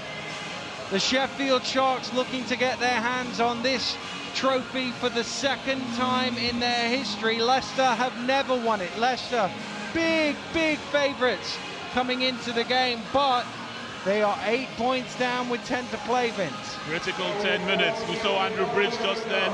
You talk about experience. The guy with 19 winners' medals. He's infused his team about what it means to have a trophy. And BJ Holmes has listened to that and is playing out of his skin. As we now see a box-and-one defense, Daniel, on Jay Cousinard. The rest of the Sharks in a box around the key, protecting it, and they've got Babalola chasing Cousinard and stopping him getting the shot, and it works. As Anderson tried to get the rebound, Jemison got there first, and once again, with the fourth quarter underway, Sheffield have an opportunity to open a double-figure lead. Oh, there's some pushing and shoving between Tuck and Lasonsky. Well, they've got to keep fighting. This is for all the chips, Daniel. Good defense from Sullivan. Can he keep it in bounds? No. Yes, he can, but only to Sheffield. Oh, and there's a shot clock violation going on. Wow. Great hustle from Sullivan. That would have been a Sheffield ball if he doesn't dive on the floor here to keep it abound. Well, he forced Jemison into that loose ball, into that terrible shot. Reese thought he'd rescued it, but slipped and lost the possession. But actually, he's got it back because he didn't get a shot up in that last second. Taylor. Cross court. Zaire Taylor again. Sullivan. Hands it back to Taylor. Fakes it for three. Confused now, the Riders on offense. Rose shot doesn't go. Lasonsky doesn't get it? No, because Bridge knocks it loose. DJ Holmes. No score yet in this fourth quarter, so still the Sharks have the chance to extend their lead. Holmes to the basket. Oh, he lost it. Did he lose it or did Rowe touch it? Doesn't matter, it's out of bounds, it's a Leicester ball. I thought Rowe had knocked that out. I thought we could have let it go, but Babalola tried to save it. Let's see, he goes up. Oh, no, he lost it. Like it just came out of his hand. Yeah. Rowe intimidated him, certainly put him off, made it difficult for him. Taylor. Sullivan. Round the screen, they jump out at him. Still Sullivan goes, little stop and go, fall away. Calvo catches it, rebounds, tipped away by it was Cousinard who kept it alive. Taylor's three doesn't go, Holmes will save it, lobs it towards Tuck and gets it back. Look at Great this. play. Bridge, down low to Babalola. Babalola lays it in, and at the start of the show, Tony offered you big odds on the Sharks with 8 minutes to go. Are you regretting not taking them? 10-1, he said, but you know what? There's still 7.5 minutes to go. You know, the Leicester Riders have worked hard to get this far. Their team still has an opportunity to work. But the Sharks they've found an inner spirit that really is defying all the odds. Tuck round to Babalola. Here comes Holmes. Running round the screen, dumps it off to Jemison. Jemison knocks it in, and Sheffield very much in control of this BBL Trophy Final. They force Rob Paternostro into a timeout, 7:22 on the clock, shocked by 10. 5-foot lay-ins, Daniel. 5-foot lay-in Babalola. 5-foot lay-in Jemison. If you let them have those shots at the bucket, I don't care how many points you restrict the opposition to, they will score. Coach Paternostro has got to go deep now into that playbook and find some other way to halt the confidence of the high-flying Sheffield Sharks. But we saw at the end of the first half how Sheffield had a big lead, and then Leicester somehow closed it down and pulled it back. It's out to 12 now, Vince. Biggest lead of the game. Sheffield are on the brink here the next couple of minutes. If they can keep this at this distance, they'll be right there. That's exactly what Mike Tuck was just telling his team. It's right now. The trophy is being decided in these next 2 minutes. No transition buckets for Leicester. No fast breaks for Leicester. No dunks for Leicester. All of that comes from their suffocating defense. BJ Holmes and the confidence that he's instilled into the team, the confidence of Nick Lewis and the sheer determination of Bridge and Tuck have made the Sharks just basically look past that defense on the Riders and focus on Coach Atiba Lyons' game plan. Well, out come the Riders from their timeout. Here come the Sharks now. And I don't think too many people would have picked a 12-point Sheffield lead with 7:22 to go, but that's exactly what we have here. Absolutely. Now, we talked earlier on, Dan, and I said the Riders want a free-scoring offensive team. It was about their defense. We have a massive shuffle in the pack now. We've got no bigs on the floor, which tells me Coach Paternoster is going full court defensively. Anderson hands it over to Sullivan. Sullivan round the screen. Taylor. Got to find Cousinard on the right. Taylor penetrates, gets it out to Sullivan with the head fake. Sullivan fires up under pressure. Oh, boy!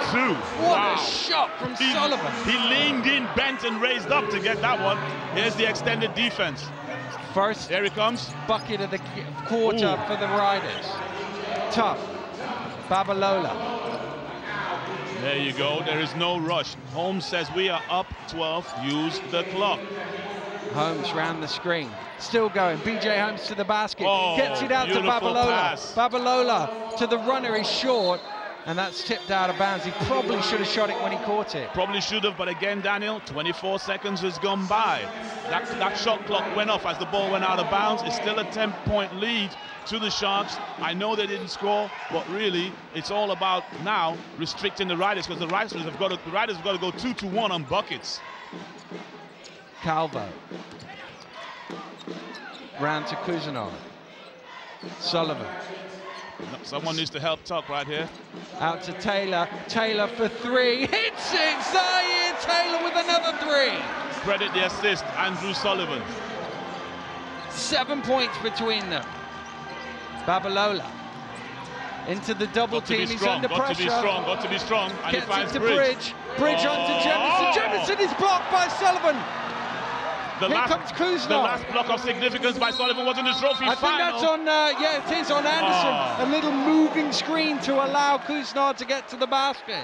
Well spotted, Daniel. I didn't see that. I was just going off on the block shot by Andrew Sullivan, which sparked them in the cup final. I thought it was going to spark them here. There it is. As Tuck had an easy, Jemison had an easy two. Oh, I see, yes. I saw the screen.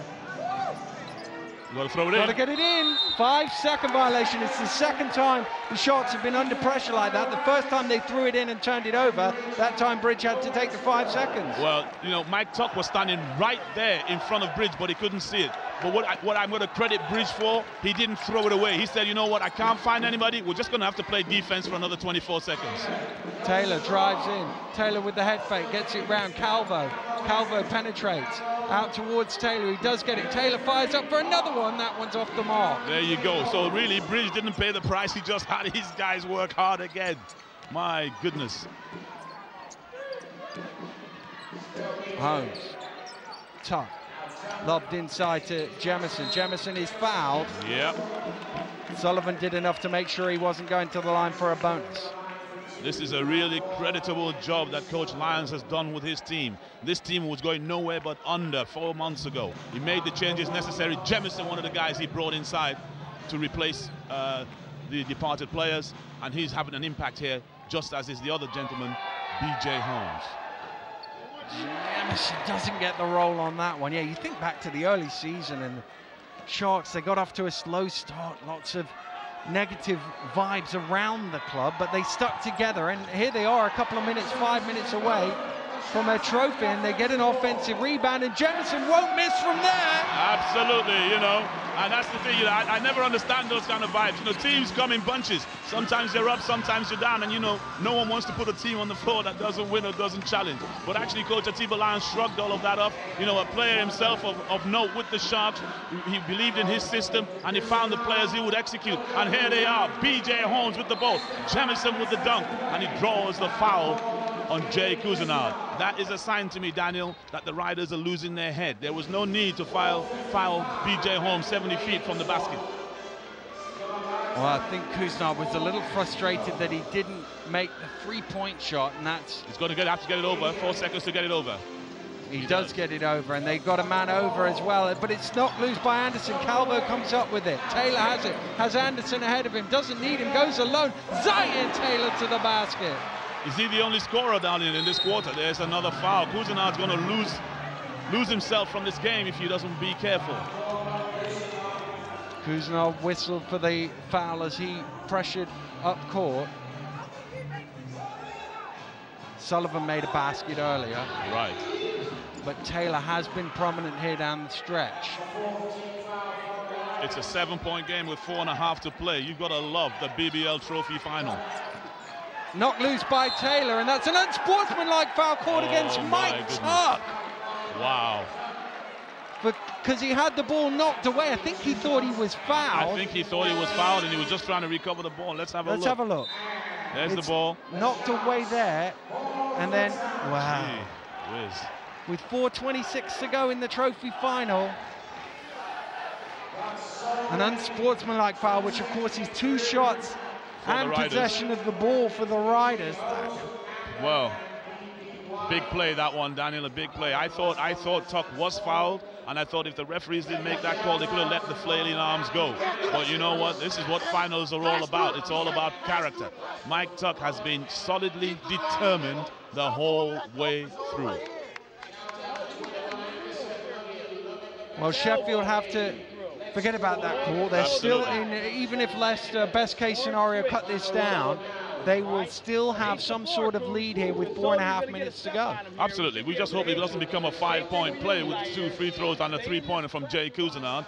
You know, what the Sharks will be thinking is, you know what, it's all been against us all along anyway. We came here without Williams. We came against the top team in the BBL right now, the Leicester Riders. Let's just get our heads up and just play as hard as we've been playing for the past 3.5 quarters. There's only 4 minutes, 26 seconds to go. Can they go point for point with the Leicester Riders? If they can, the trophy is theirs. Well, the Riders have not been good from the free throw line. That's another thing to bear in mind. Kuznov, who's at the line, has only been 2 of 5 from this distance. Leicester shooting 50% as a team. Got to make free throws down the stretch. Rebounds and free throws, that's where titles are won. That one was as clean as you like. Yeah.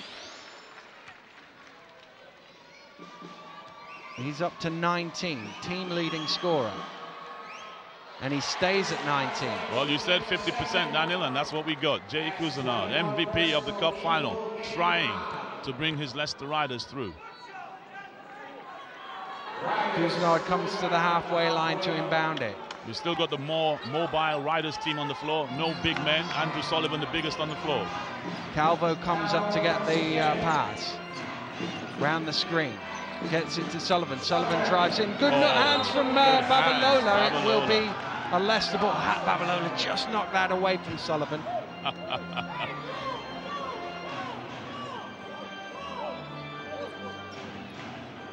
I think Sullivan will inbounds this one for the Riders, Daniel. It's getting down towards money time. Oh, Tuck's got a little hand on that. That'll still be a Leicester ball. I think that's for you there, Dan. Oh, I thought it was going to you, Vince. Don't want to see my free throws around there. Sullivan again to inbound. This time they get it in cleanly to Kuznov. Kuznov drives past Tuck, takes it to the hole and lays it in for 2. Strong move. Great defensive effort, great offensive effort. Tuck actually got his hands on that ball, but Kuznov went all the way up. 4 minutes to play, 4 points in the game. Tuck for the Sharks, trying to extend that lead, doesn't go. Sullivan with the rebound, here he comes. Sullivan has Taylor with him, gives it to Taylor. Taylor gets caught on the baseline and gets it out. Just had to dance along the line there, did well to stay in bounds. Big play here, because they got 3 points out of that unsportsmanlike foul. Here goes another shot in the second here, Dan, I can see it coming. Taylor kicks it out. Calvo for 3. Oh, he's had a couple of them bobble out. Anderson with the rebound. I just don't know why he's shooting so many of them. Get it to Taylor, get it to Kuznov. Kuznov trying to back down Holmes. It's on to Taylor. Taylor for 3. Big shot, and he hits it again. He always hits big shots. That's the man who should be shooting the threes. Calvo is great at passing the ball, finding the open man. It's a 1-point game here in the BBL Trophy Final. What a thriller with 3 minutes to play. Holmes trying to lose Calvo, does for a second. Jamison wants it, now he offers the screen. Shot clock down to 6. Holmes drives baseline. Holmes is fouled by Calvo. Leicester over the limit, so that will be 2 free throws. In fact, Leicester, yeah, they are over the limit. Referee originally said it was an end-line ball, but it will be 2 shots. Well, we talked about Leicester's woes from the free throw line. Sheffield, 8 of 11, doing well from this distance. Wow. BJ Holmes not been there yet today. But he shot so well, you just expect him to make these. And he is a 91% free throw shooter. Yeah, he'll be good with this. The issue is, as all the pressure of the Riders worn him out down to the last 3 minutes, because these next 2 minutes 49, actually, Daniel, the ball must be in Holmes' hands 90% of the time if you have any chance here. Calvo around the screen. Calvo drives in, kicks it out. It's a bit high for Anderson. Babalola has it. Sullivan running back. Babalola to the basket, misses it. Jemison with the rebound, misses. Tuck with the rebound. Tuck trying to get it out, throws it towards Holmes, and Holmes did well to get that because Calvo was all over right there. The pint-sized Holmes rose high into the sky to pull that down. Critical possession right here. Every one of them critical. Holmes, what a shot. Oh, thought it was going in. Sullivan with the rebound. I think he switched hands on that drive. He did. Taylor, that's an offensive. Just put that little arm out, down went Bridge, and the foul is called offensively against Zaire Taylor. Good call by the referees there. I want to see the ball in Calvo's hands, looking for the open Taylor or the open Cousinard. Rob Paternostro keeping them calm, trying to make sure no one's rushing into anything. We just need to be, oh, here we go. He was a little behind Bridge, wasn't it? He did well to reach. Where's Holmes? Where's Holmes? With 2 minutes to play, folks. It's a tight ball game.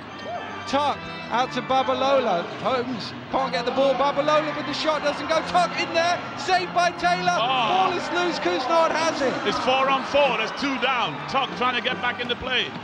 Cousinard to the basket, 2-stroke, tips it, doesn't go. Gets his own rebound again. He's blocked. What a block by Jemison. Demetrius Jemison says, not in my house.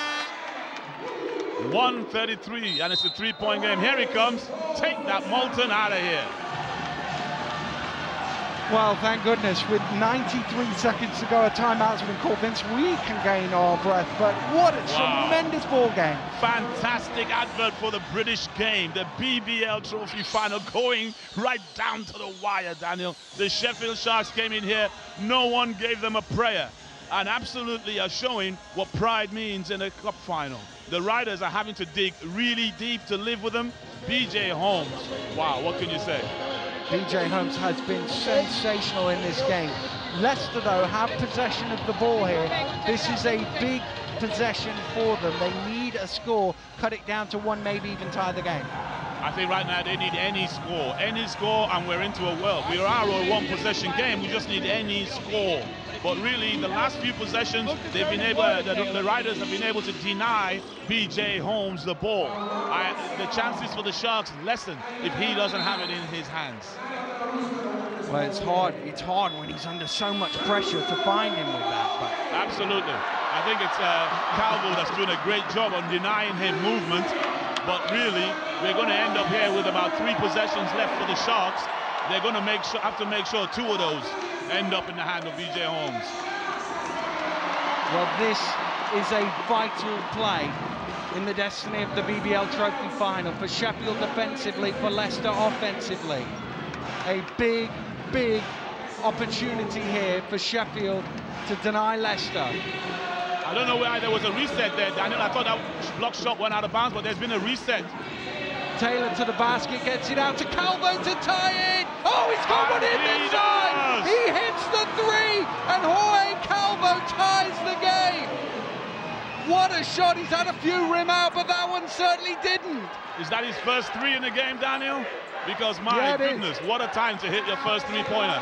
Holmes is just briefly double-teamed. He backs out, looks at the shot clock. It's halfway through now. We talked about how good this game was going to be. This is a great game.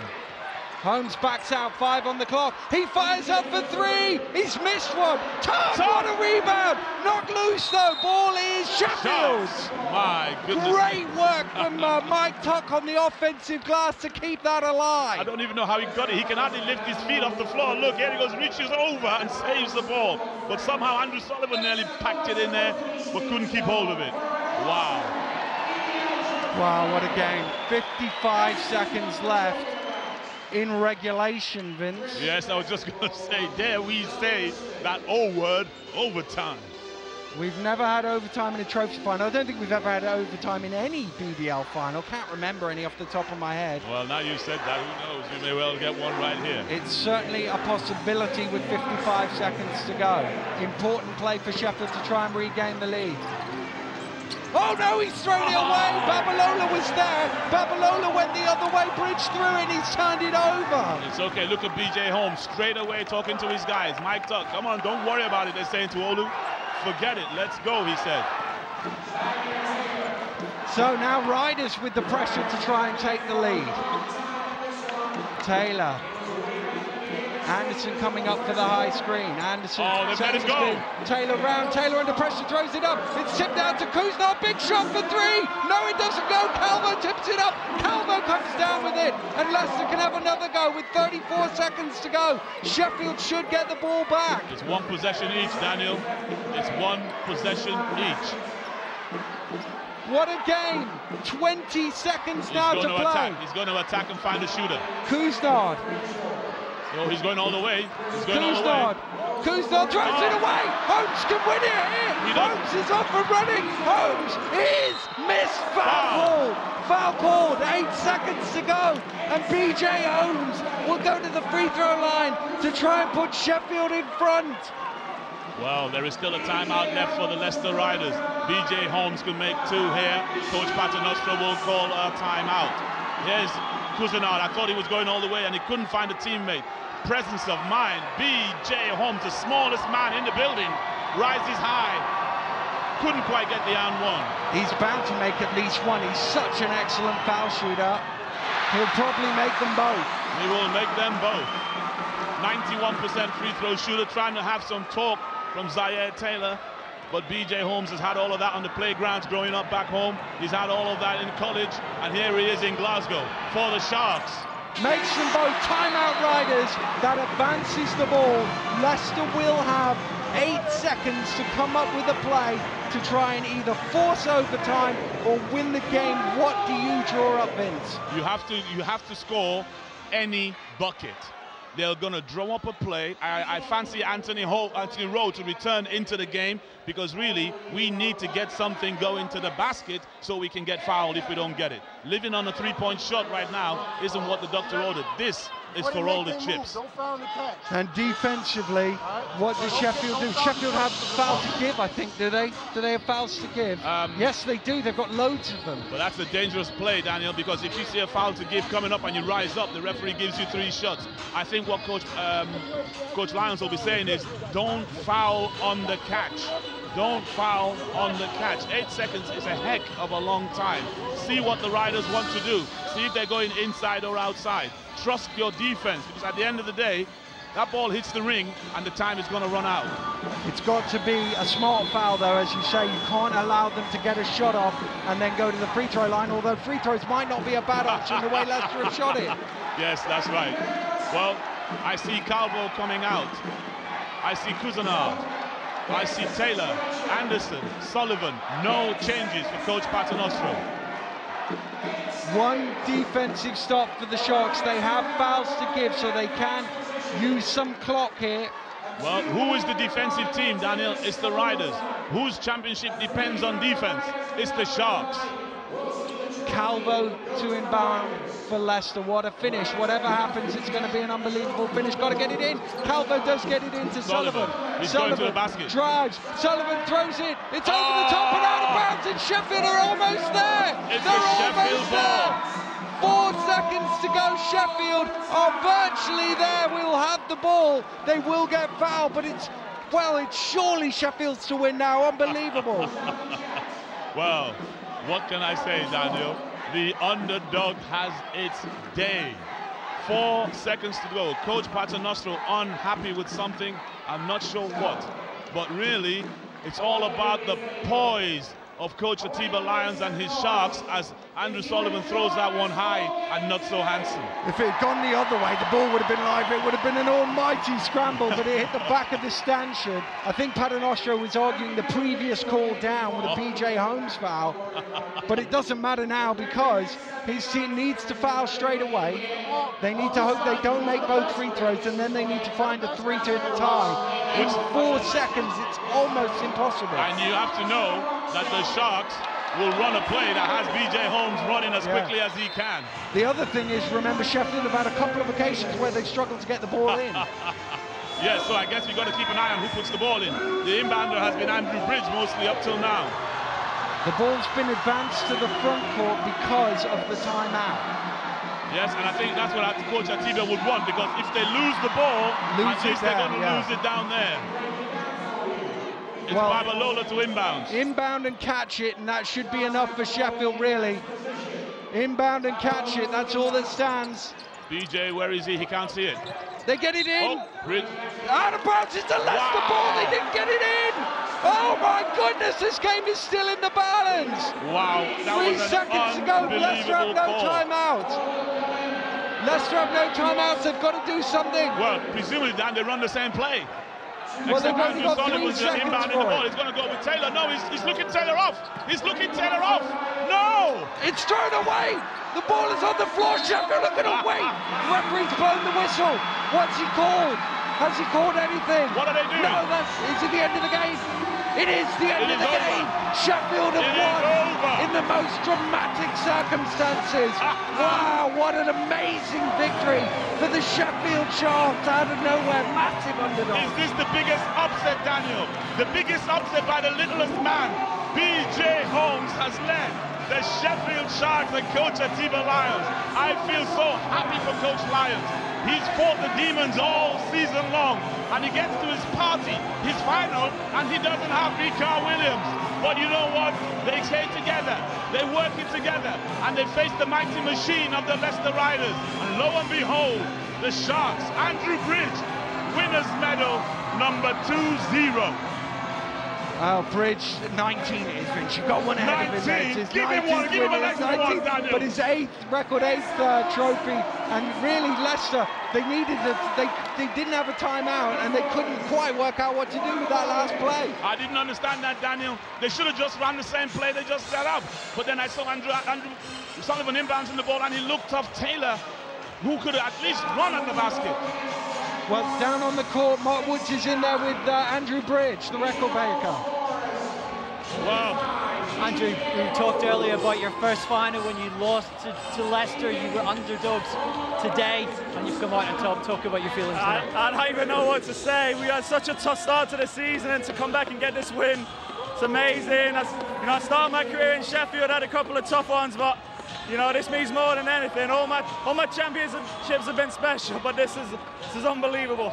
Atiba was talking a lot in timeouts late in the game about protecting the ball, about not making mistakes. A few awkward moments at the end. What really won this game?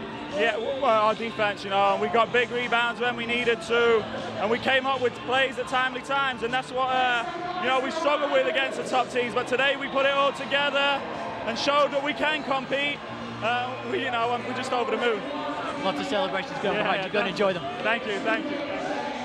Well, he talked about the defense there, and they managed to stop Leicester, what was it, 3 times in that last minute? Absolutely. I mean, we've always talked about the Leicester defense, but, you know, they couldn't find any offense today. The Sharks defense cut them on the back foot. They mixed the zone. They mixed the man. They mixed the box and one. And really, Zion Taylor and his cronies couldn't find a way through.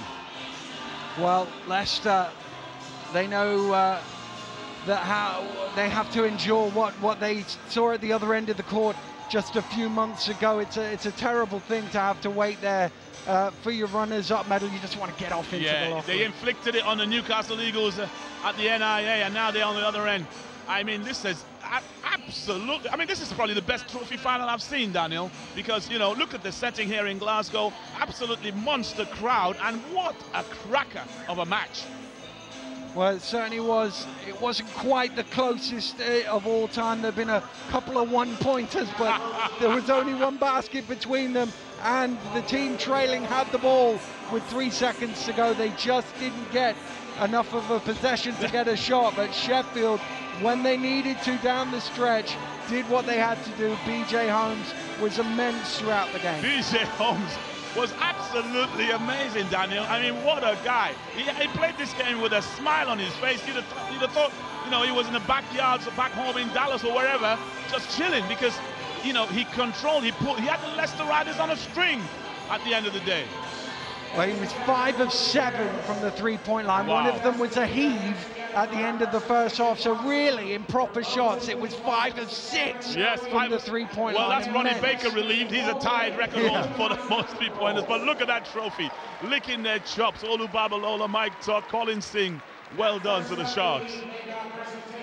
Well, we're going to do the presentations now of the medals, and it's Leicester who will go up first as the runners-up in the BBL Trophy. They've been to the trophy 3 times, so they've been beaten now 3 times. They've lost here today by 2 points, and it's certainly, as Jay Kuznor goes up, he filled it up early on. He was their offensive threat. That's right, he was. You know, the bench guys, Reece Haggett is coming up in there, as is the GB captain. This is going to be a real tough one for the Riders. You know, they've dominated the league so far this season, Daniel. You know, Calvo, Taylor, the whole team, their whole team ethos, they've had a stranglehold on everything. And now to come here against, to be fair, an unfancied team, they've been taken apart in the final in a quite spectacular way. Well, I said to you at the beginning of the game, Sheffield need 80 points to win. I should have said 71, because Leicester have been in 3 trophy finals and they've lost to 71 points on all 3 of them. 71-69 here, 71-50 against Newcastle in 06, and 71-68. Well, you should have just told us that now. We could have just relaxed and watched the game and enjoyed it instead of losing our breath in what was a fantastic game. You know. Well, Rob Paternostro takes that winner's medal. I don't think it'll be featured prominently in the Paternostro house. No, he's not happy, and I didn't see what call it was that had him disappointed. But not disappointed are these young men across the way. But Rob, basically, he wasn't happy with something. I don't know what it was, but it's really rankling with him right now. Mikael Williams, look at him there. He couldn't play a single second of the game, but wow, he must feel so proud of his teammates. Yeah, he was right there in the middle of the shot there, and you've got to give him credit for this run, helping them to get there, and I'm sure it's a little bittersweet for him that he wasn't able to play, but that his team has come out on top. It really was a phenomenal performance. Well, do you want to play and lose, or do you want to watch and win? I think right here with what's happened, watching the guys come up now, he's just going to be over the moon. He made all those bags of three-pointers as BJ Holmes carried his bag of three-pointers. I don't think this will be the only trip to the centre table that BJ Holmes will be making in the next couple of minutes. Well, that's not a bad guess. Nick Lewis, 19 years old, bags of confidence. This is a young man that has a big future ahead of him. Zach Gachet. We said, Daniel, that, you know, patience wasn't his forte, but my, did he fit in here like a glove. Mike Tuck, 11.7 rebounds. The stats almost belie the contribution that he made to this game. You know, oh my, steely determination. That's all I can say about Mike Tuck. You know, epitomizing that big rebound he chased. And Olu Babalola going up for his medal, and then behind him comes Jelson again, did a great job on the glass, yes. 15 points as well. I think that triumvirate of Olu Babalola, Mike Tuck and Jelson really were the foundations that BJ Holmes worked with. And now the record breaker going for his 19th BBL medal, his record 8th in the BBL Trophy. Nobody has won more than this man in the British Basketball League. Well, you know what, and when he turned that ball over, all his teammates rallied around. Don't worry, let's just win the game, and win the game they did. And now the captain, Mike Tuck, wanders up, applauds the fans, goes to receive his medal, and then he shakes the hands of Paul Blake, the chairman of the BBL, gets the trophy, smiles for the cameras, and any second now he's going to raise it above his head triumphantly. And you've got to be pleased for a guy like Mike Tuck, a veteran who's been around the league, gives it every night. Absolutely gives it every night. You know, and tonight he really showed what it was all about for those Sheffield fans, made the Sheffield organisation proud of what they've achieved. Fantastic.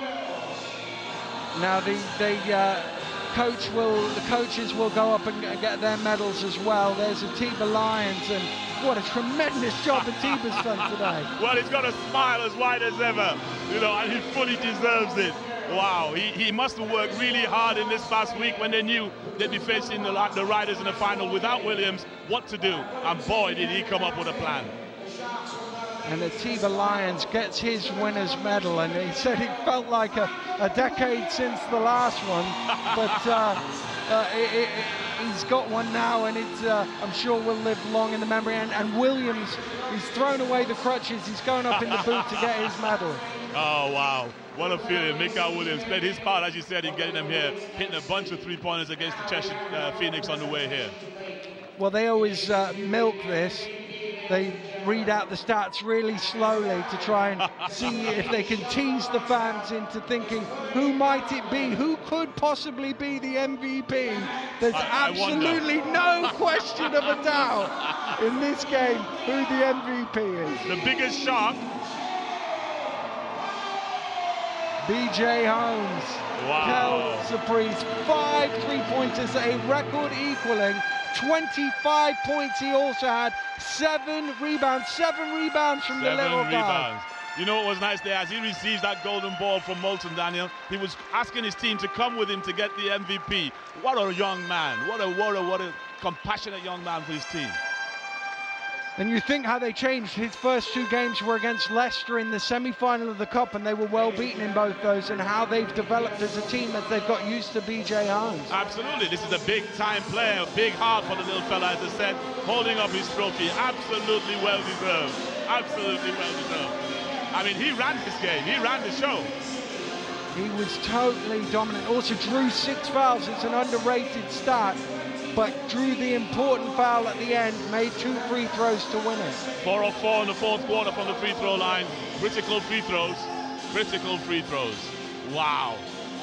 Well, it was a phenomenal game. I'm not sure one or two of these Sheffield fans can believe it. They're wiping their eyes away just to make sure that they've actually seen it, because I'm sure they couldn't have been too many of them came here in much hope. They must have thought Leicester heavy favourites, Williams out for the season, but none of it.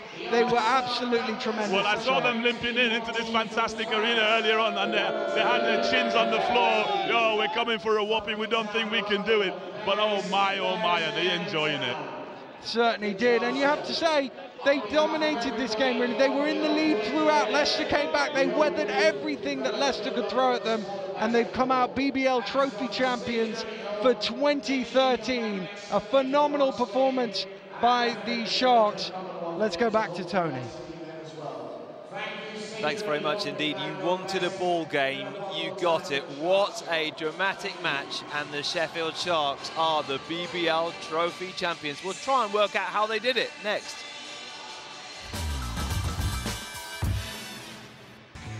Welcome back to Glasgow, where we have witnessed one of the biggest BBL shocks of all time. Sheffield Sharks weren't given a chance by many.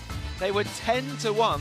And conversely, the Riders were 10-1 on to win it today. But look at that, the Sharks lifting the trophy. They have won the BBL Trophy here, and it's been a really dramatic afternoon, because with 8 seconds left, 8, the scores were level. Dave Elderkin is still here. We kept saying the Riders would fight back, and they just couldn't manage it in the end. The Sharks held on. They did. The Sharks, terrific job to hold on. I mean, what a great game, what a great occasion.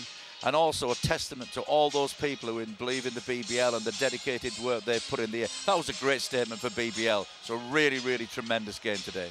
It was, wasn't it? The crowd absolutely loved it. And what was the secret to the Sharks' success? Because, let's face it, you know, you guys didn't back them beforehand, and they were big underdogs today, weren't they?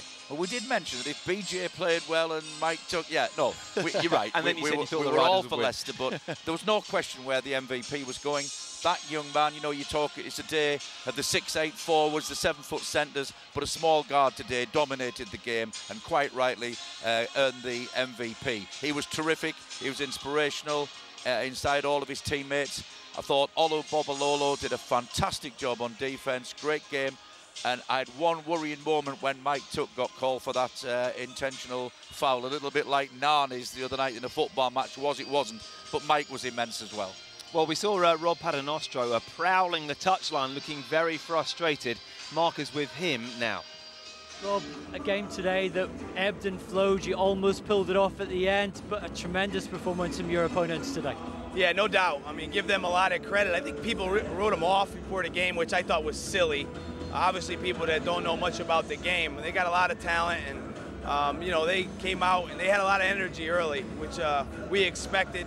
I thought Holmes was the key. You know, we talked about it before. We figured that he would be the guy taking a lot of the shots, and we know his talent and give him credit. He made them today, and you know, the end of the game was a little shaky. You have to take a look at that again, but all credit to them. They deserved the victory. That's the dream of every trophy gone, but you've got a pretty good shot at the league now. Well, yeah, I mean, you know, we have a lot of games coming up, and we'll take it one game at a time, but this one hurts, you know. We had the basketball in a tie game. We felt like Cousinard had a good matchup, and he turns it over. They come down the other end, and I always hate games to end on a foul line. When it's in a tie game, I was surprised that they went to the line on that, but that doesn't take away what they did today.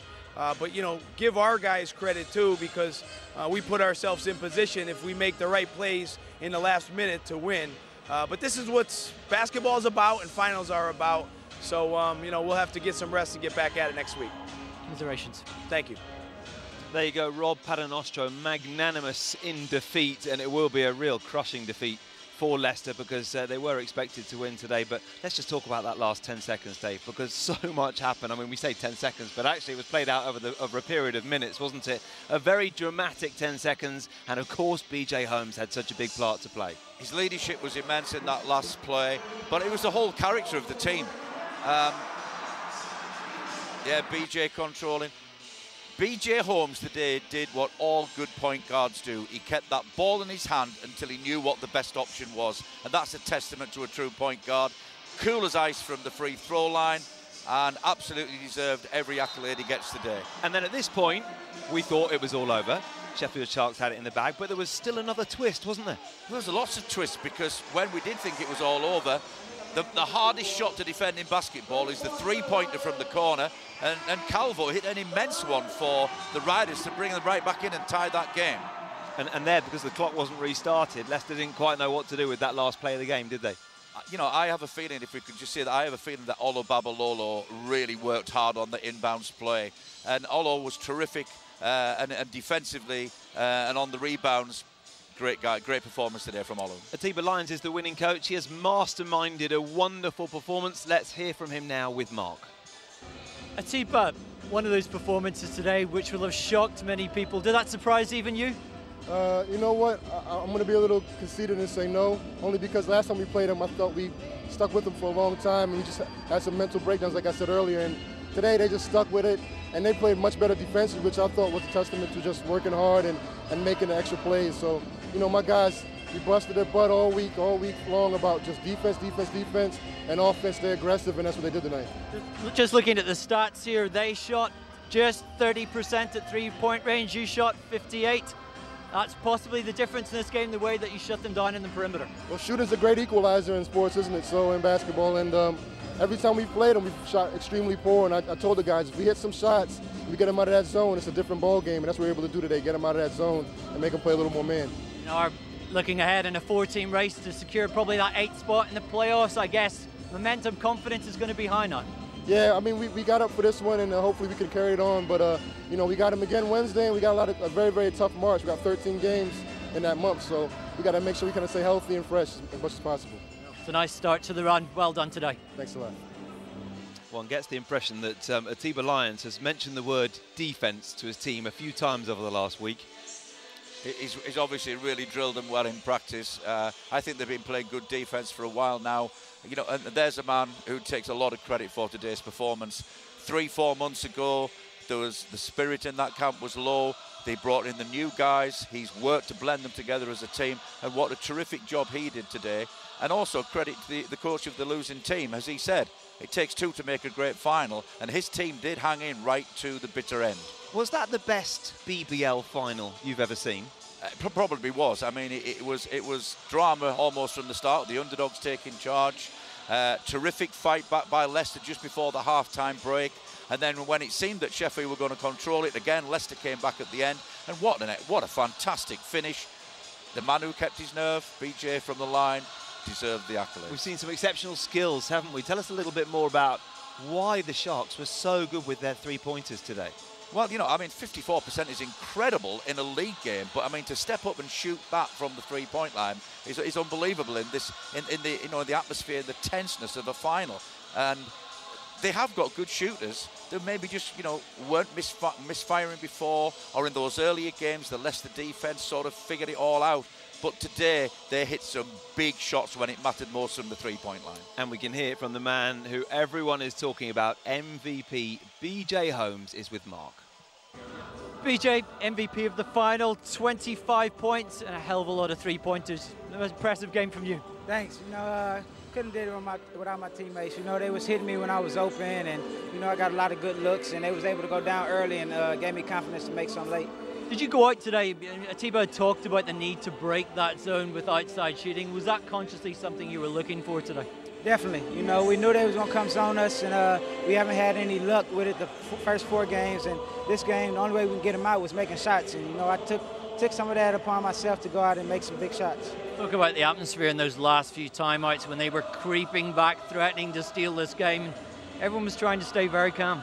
Definitely. You know, Leicester's a good team. You know, they got the heart of champions, which they proved it in the cup.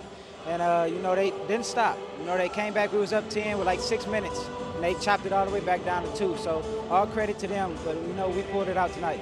You got yourself an MVP trophy, a golden ball, and now some celebrations to come. Well done, BJ. Thank you. What a start. And he looks like he's got a real good temperament for the big occasion, Dave. Yeah, I mean, his personality there. I mean, he was calmness personified, wasn't he? And I think, you know, that rubs off on your teammates. You know, when a man has the ball in his hands that much, the onus is on the teammates to keep working without the ball, and I thought that was a big factor for Sheffield today. When he couldn't get to the basket, when he couldn't get the shot off, he found an open teammate, and that's credit to their work without the ball. A quick word on the future of British basketball then. We've seen another massive crowd here. They're clearly very knowledgeable and they've loved today. The funding is back. How healthy is the sport at the moment? Well, I mean, obviously, they've got a lot of TV coverage at the moment.